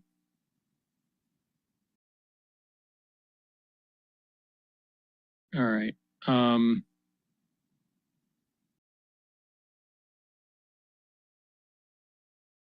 I want to take a look at, this was 7 minutes ago, about Iran negotiations. Navan, the #1 rated business travel platform, lets your team book work travel in one place. Flights, hotels, cars. Meanwhile, some serious news. Vice President J.D. Vance is reportedly set to hit Pakistan today for new rounds of peace talks with Iran. President Trump says if there's no deal, he's unlikely to extend the ceasefire, which expires tomorrow. All right, Matt Finn is live in Islamabad ahead of those high-stake negotiations. Matt.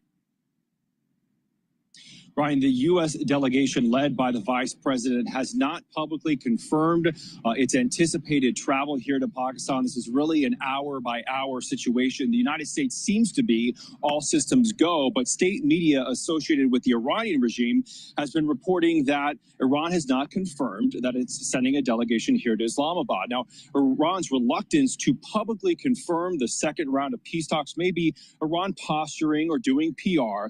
So far, the U.S. has seemingly not pulled the plug. Iranian state media claims one sticking point is the U.S. blockade. State media has said as long as that blockade remains on the Strait of Hormuz, Iran may not negotiate. But the president has said a blockade will remain in place on the strait. And the president is also warning about the future of the 2-week ceasefire, which was broken anyway and is set to expire tomorrow. Now, we did an interview with the head of the European Ship Owners Association, which says it represents about 1/3 of the world's ships. Right now, the Strait of Hormuz remains closed, and Iran is asking to inspect ships carrying billions of dollars in cargo and is demanding fees. It is unacceptable that seafarers, that the lives of seafarers and the safety of the seafarers are put at risk. Seafarers that are just doing their job, especially in international straits such as the Strait of Hormuz, the United Nations Convention on the Law of the Sea must apply, in particular the principle of free transit passage. And one of the latest updates from the president of Iran's republic, he says that Iranians do not submit to force, referring to the United States. We will keep you updated on this critical second round of peace talks here in Islamabad. Back to New York. All right, we'll see. All eyes in Islamabad. Thanks so much, Matt. The first three didn't submit to negotiations either, Brian, and they're no longer with us. Right. And a lot of the IRGC leadership has been killed. Yeah. Certainly, they've lost 40 people in the initial strike, including the Grand Ayatollah. Without the ISW, the Institute for Study of War, has a story that The Economist kind of brought up. In the first round of talks, I guess they had about 70 people there, but they couldn't agree. They were fighting with each other. And it was the Pakistanis that were, guys, settle down, come up with one message.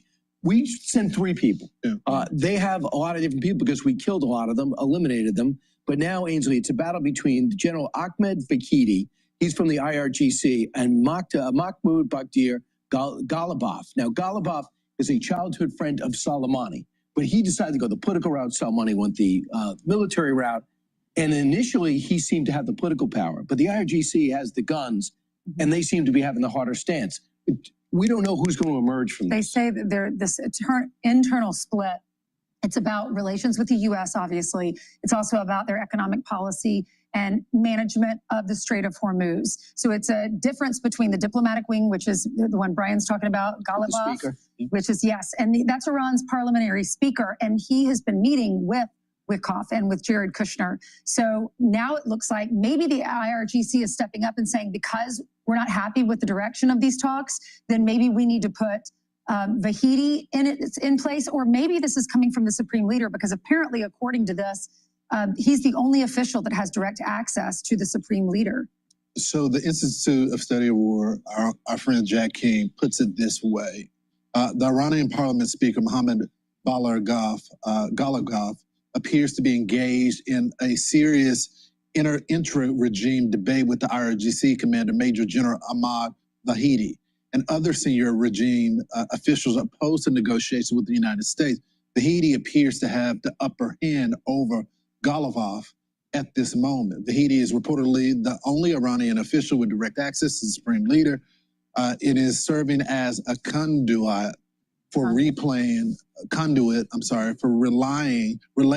key decisions to the other regime officials, according to Israeli media on April 19th. So it's kind of hard to get a deal done.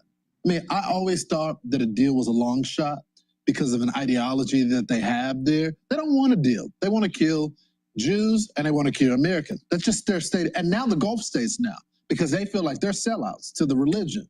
So it's kind of hard to get a deal done when you can't even get the Iranians on the same page here. And the people that have the most leverage when it comes to the Iranians are the people with the guns, as you point out to. Yeah, you got to open up the strait. And the Iranian parliament is now attempting to formalize Iranian control over the Strait of Hormuz by drafting a bill that would ban Israel-linked vessels, and I'm sure ours as well. They can't do that. We're not going to agree with that. We'll never agree with that. The world's not going to agree with that. But if they feel they're still going to hold on to that and drag out negotiations, we'll be back in battle. But they're just posturing right now. This vote would mean nothing.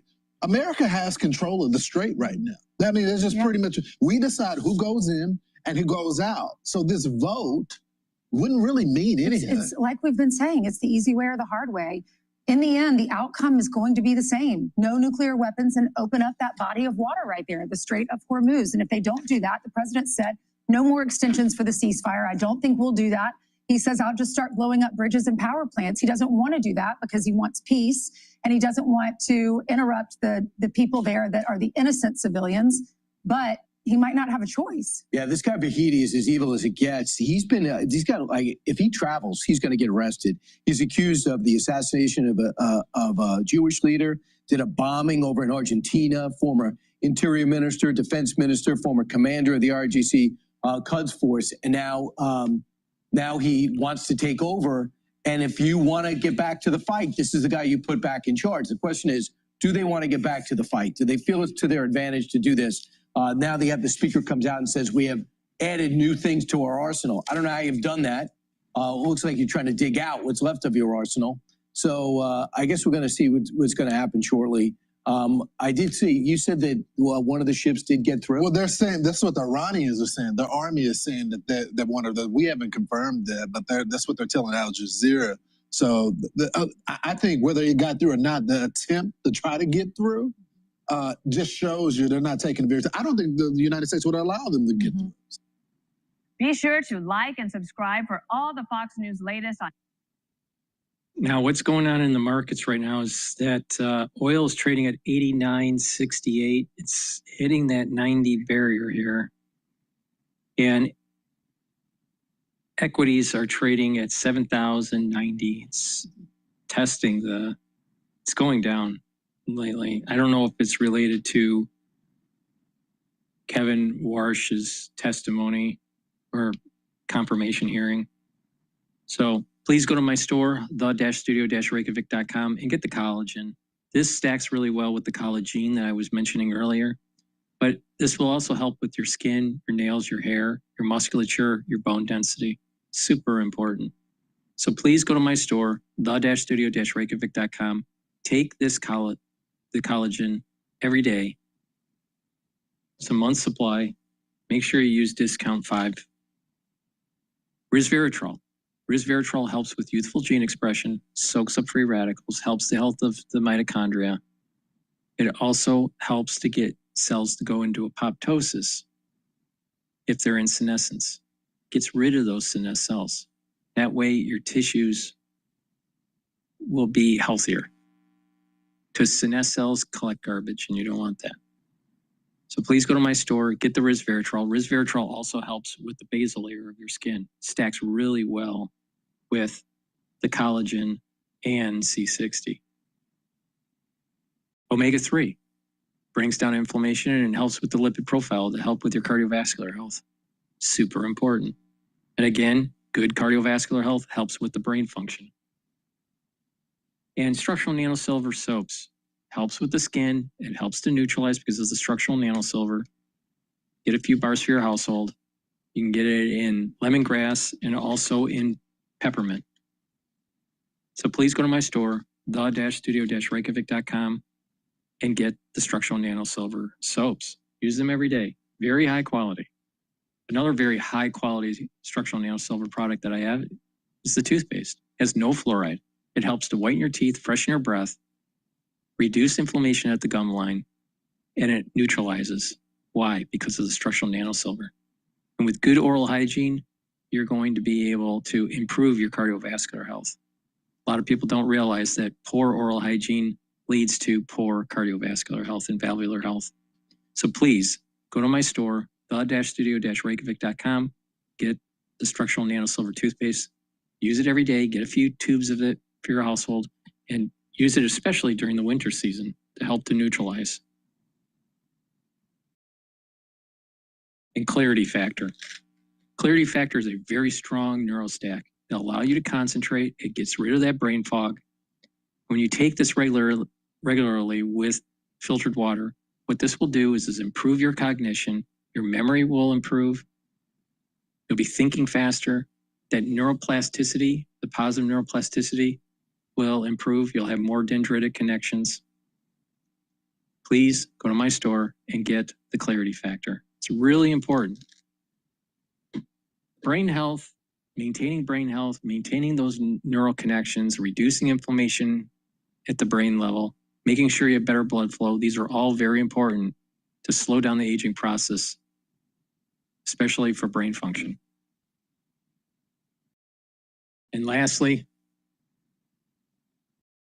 Super Strong Relief. Super Strong Relief will help to relieve the pain from arthritis, sprains, bruising, pulled muscle, even tension headaches.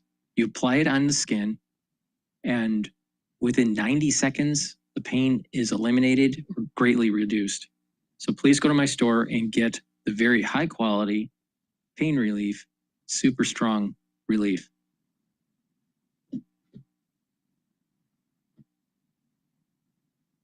All right, let's listen into BBC. Hey, you little milk guzzler. Mom's boob is sore. Good thing Amazon helped her. I can get her answers and help, even at 3 a.m. So all you have to do is sit there and look cute. Mommy loves you. Hello, President Trump has said the US will not lift its blockade on Iranian ports until a deal has been reached with Tehran. It comes at the end of the 2-week ceasefire looms with no sign of an extension. Iran's chief negotiators also cast fresh doubt on a second round of peace talks, stating Tehran was prepared to show new cards on the battlefield. The US Vice President J.D. Vance, who's due to lead the American team in Pakistan, is said to be preparing to leave Washington soon. And a few hours ago, Donald Trump posted this on social media. Operation Midnight Hammer was a complete and total obliteration of the nuclear dust sites in Iran. Therefore, digging it out will be a long and difficult process. Our North America correspondent David Willis reports. It's being reported here that the US Vice President J.D. Vance is due to leave the country later today, Tuesday, for those peace talks in the Pakistani capital, Islamabad. It was thought at one stage that he would be en route by now, and the fact that he isn't and spent the night in Washington, D.C. can perhaps be attributed to the fact that there is uncertainty over whether the Iranian delegation is going to be present at those talks. Iran has accused the United States of violations of the terms of the ceasefire agreement, in particular by blockading Iranian ports. And that is something that caused the chief negotiator on Iran's part to take to social media last night to say that President Trump was, in his words, seeking to turn the negotiating table into a table of surrender. Iran doesn't negotiate under the shadow of threats, that social media post concluded. Lifting that US blockade on Iranian ports could prompt the Iranian delegation to return to negotiations in Islamabad. But in a social media post of his own, Donald Trump said that the blockade would remain in place, as he put it, until a firm deal, a long-lasting deal, was reached with Iran. Mr. Trump, of course, is eager for a deal. He doesn't want to see another rise in oil prices, and he wants to see the Strait of Hormuz reopened. That has virtually ground to a standstill once again.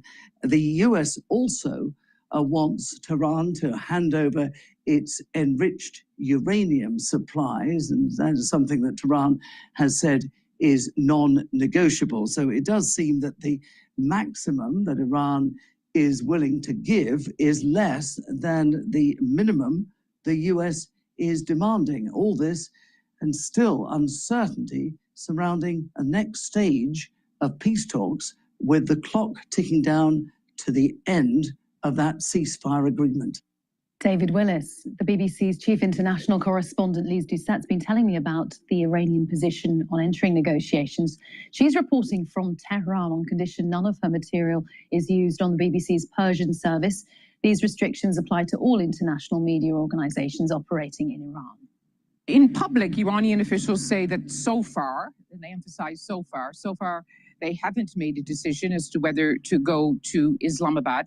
In private, officials tell us that they do want to continue the negotiating track, but only under the right conditions and at the right time, even before the incident in the Strait of Hormuz on Sunday, where for the first time in this crisis, the US Navy fired on, boarded and seized an Iranian vessel. Iran was saying that it didn't want to resume talks while the US naval blockade was still in force.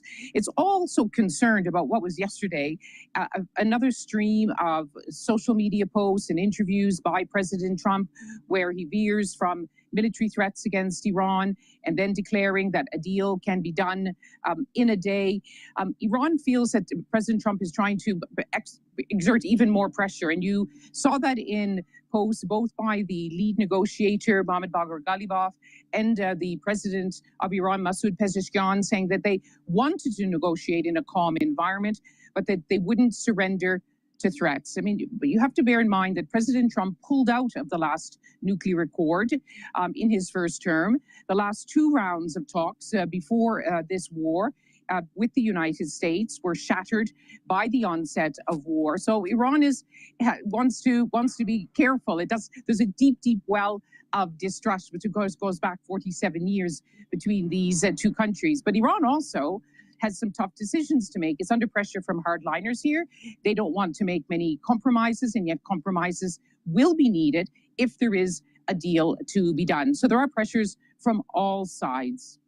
Liz, President Trump says the naval blockade by the US of the Strait of Hormuz is costing around $500 million a day. He says that's destroying Iran. Do you get a sense of that economic pain there? There was economic pain in Iran even before this war. When we came in February, it was staggering to see that inflation here was running at 60%. People are living under those sanctions that make everyday tasks like a bank account, like travel, doing ordinary daily things are impossible here because you're strangled in this web of international sanctions. And now when we go to the markets, the prices are even higher. There's one economist said inflation was now around 72%. We went to a pharmacy where you could see on the worried expressions of people there, the prices are higher. Some of the drugs they rely on, including insulin, are hard to find. And if they are hard to find, if you can find them, they're still expensive. And some imported brands aren't entering, again, because of the sanctions. Iranians want those sanctions to be lifted. The negotiators know that.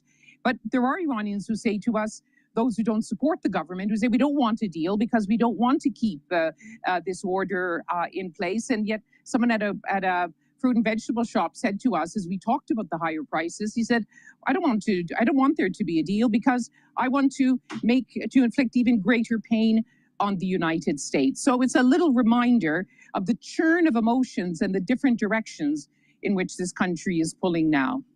And Liz, you touched on tensions, even splits in the Iranian leadership. Tell us a little more about what you know about what's going on that we can't see. Well, you can see it even if you are here. I think it would be too strong a word to say splits. We have seen the disagreements, if you like, emerging in what is said on different media aligned to, for example, the Islamic Revolutionary Guard Corps, the powerful forces, who, by all accounts, are the ones who are literally calling the shots in this war.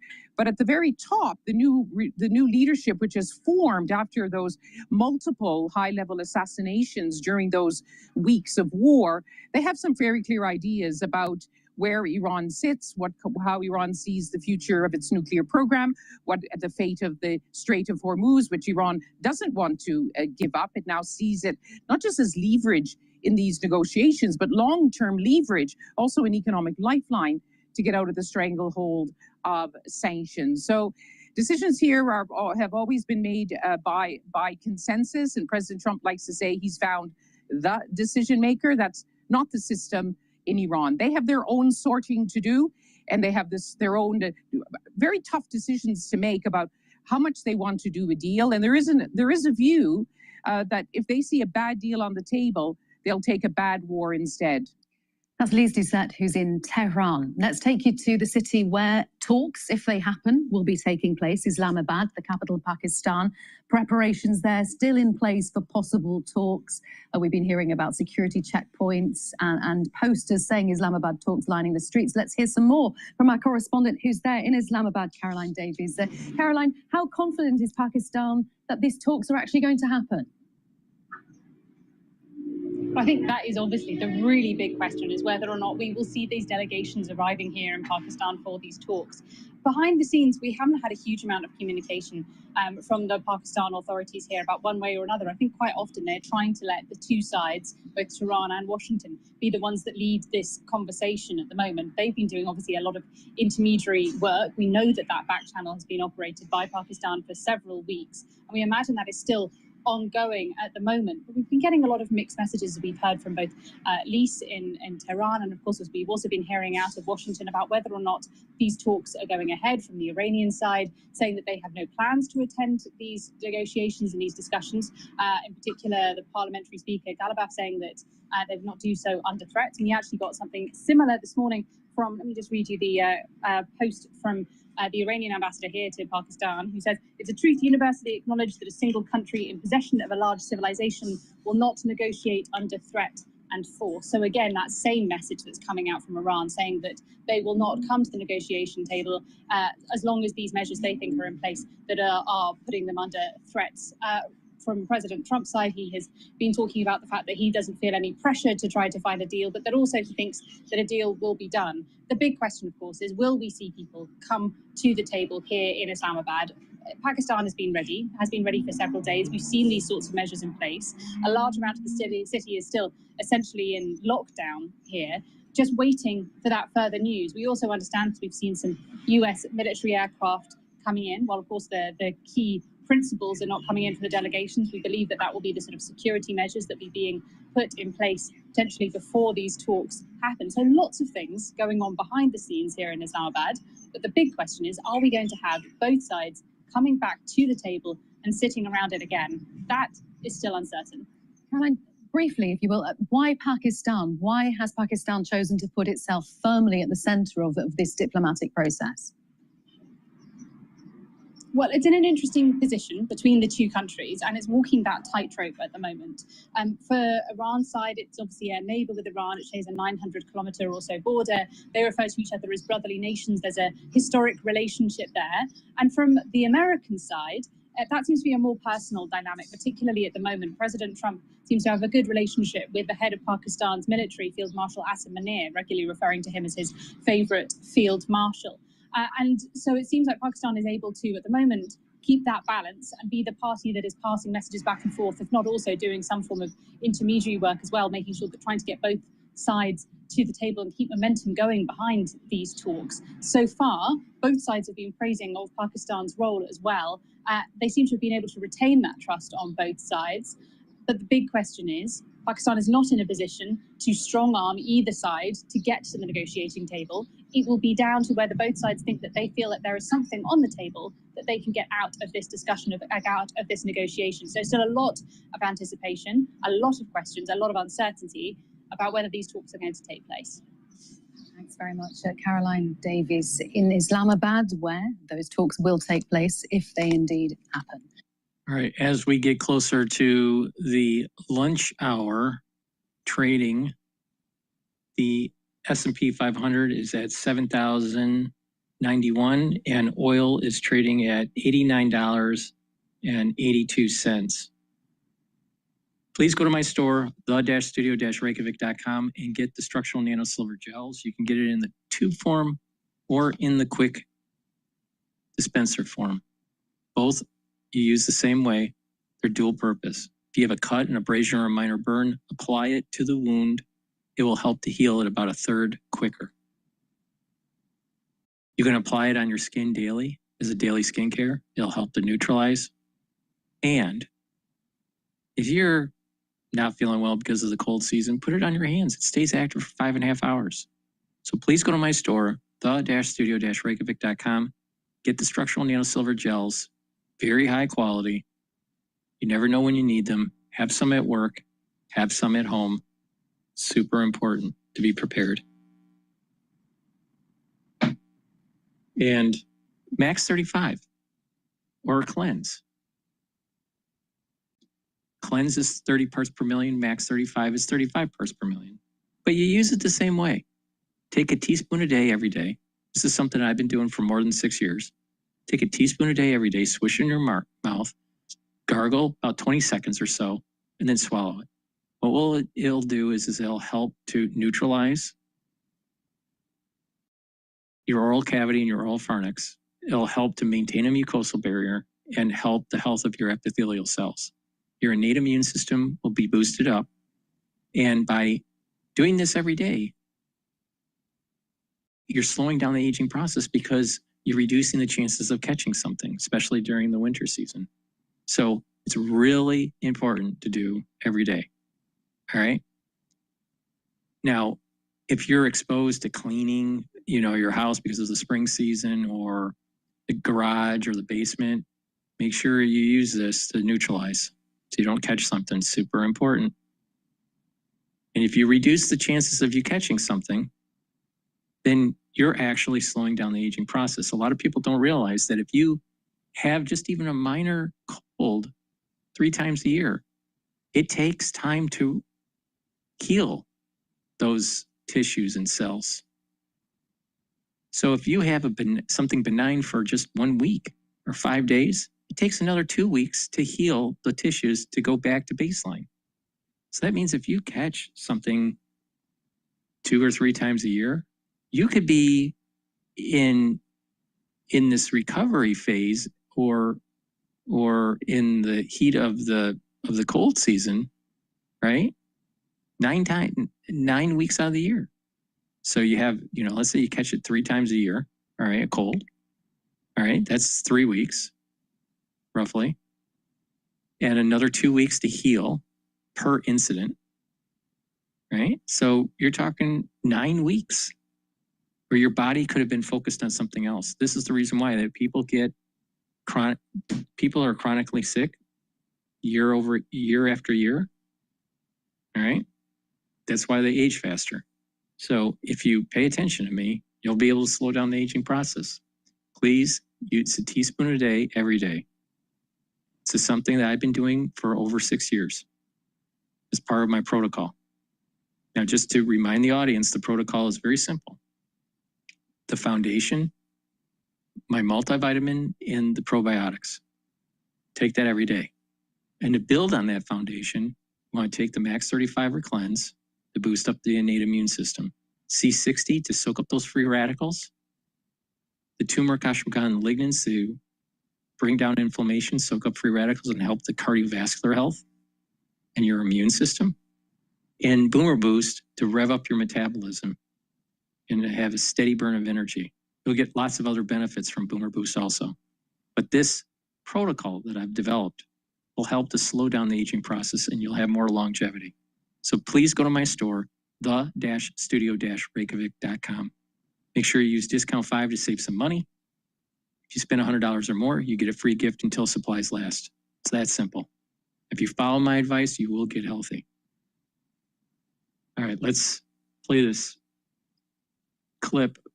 Ex-CENTCOM commander, Iran knows what we can do, by Fox News. General David Petraeus is a retired U.S. Army general and former CIA director. So they say the strait's open. A day later, they light up 2 ships. Who's calling the shots in Iran? Well, there's clearly some friction between those who are doing that. The foreign minister was the one who announced that it would be open.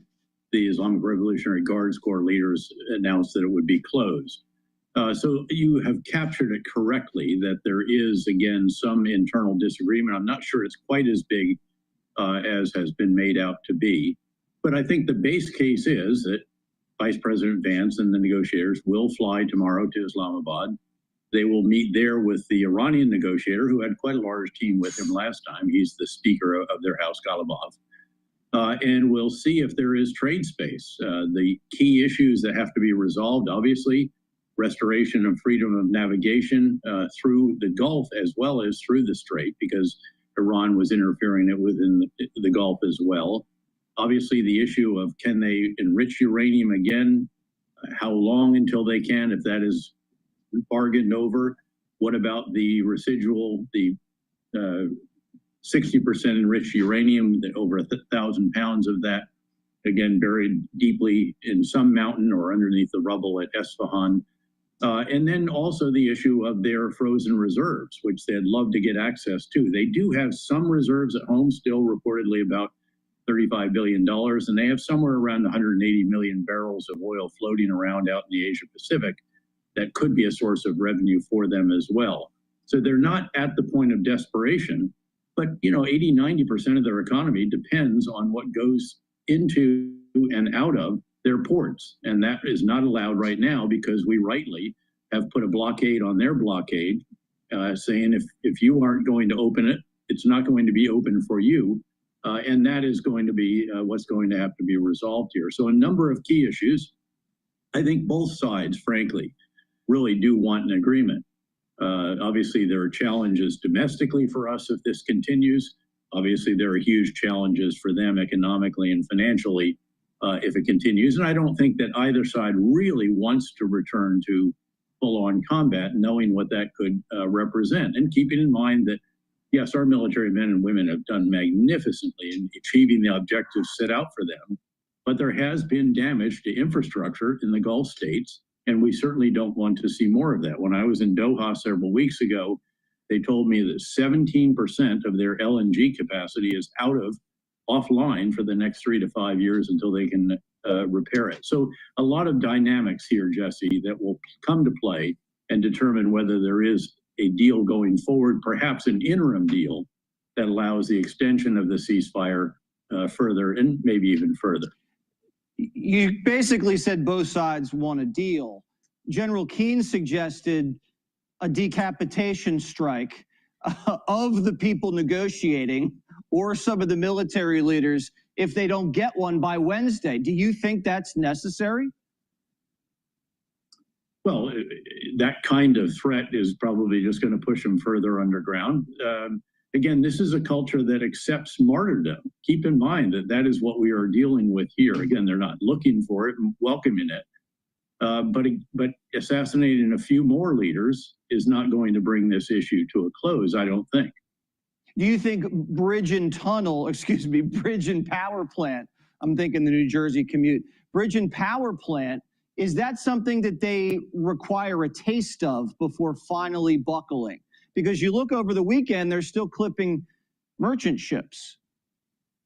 I think we have given them a taste of that already, very, very substantially, Jesse. We have taken out every manufacturing facility for components of their missiles and the facility in which they put it all together. So again, they've seen lots and lots of damage that we can inflict. And we have gone after some of that, which does, in fact, it literally fuel or energize the Revolutionary Guards Corps and the other elements of the regime forces. So they know what we can do. And again, that does matter to them. They don't want that, but they're also trying to figure out how much can they give on these other issues that traditionally have been very, very difficult to negotiate. Well, how do you give and keep uranium? The president seems dead set on either seizing it militarily or negotiating 100% of an extraction. Do you think it's worth putting American lives at risk to go in under fire and take it? Well, I think there are other ways of doing this. Again, the International Atomic Energy Agency, if we get a good deal, we trust them. They have had intrusive verification in the past. You're absolutely right that they lied to us and to the inspectors, but we have had very good, as it's called, insights into what they're doing in their nuclear program over the years. Keep in mind that the Israelis stole the entire library, if you will, of all of their research right out of downtown Tehran.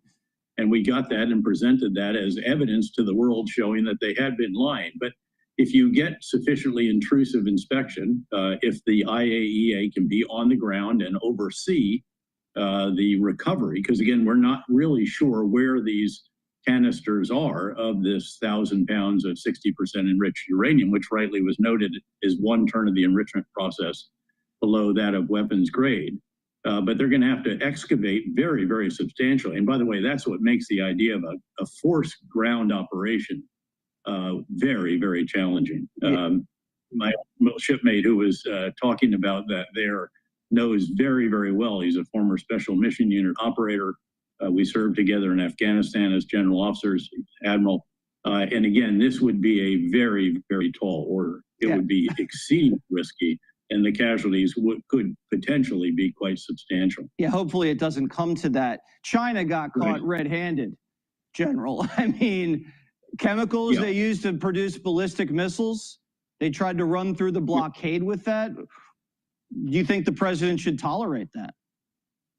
Well, no, and he didn't, of course. Our forces didn't. Their rules of engagement are very clear. We have made it very clear to the Iranians and to other countries that nothing is going to go into an Iranian port and nothing is going to be permitted to come out of an Iranian port through the Strait. So that was a good call, and it struck me as very, very highly professional, carefully rehearsed, and well executed.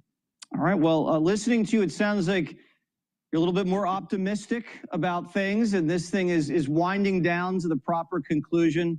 And I hope you're right. And we'll see what happens over the next 48 hours, General. It will take some time. It's not going to be resolved this week. I'm sure it will. Thank you again. Be sure. That's the end of my broadcast. Thank you for listening. Just a reminder that the oil market right now is trading upward as we get into Wednesday. Who knows what's going to happen in Iran, but I suspect that oil will be up and equities will be down tomorrow. Thank you for listening. I greatly appreciate it. If you go to my store, get the great products that I offer, follow my advice, and get healthy. Have a nice day.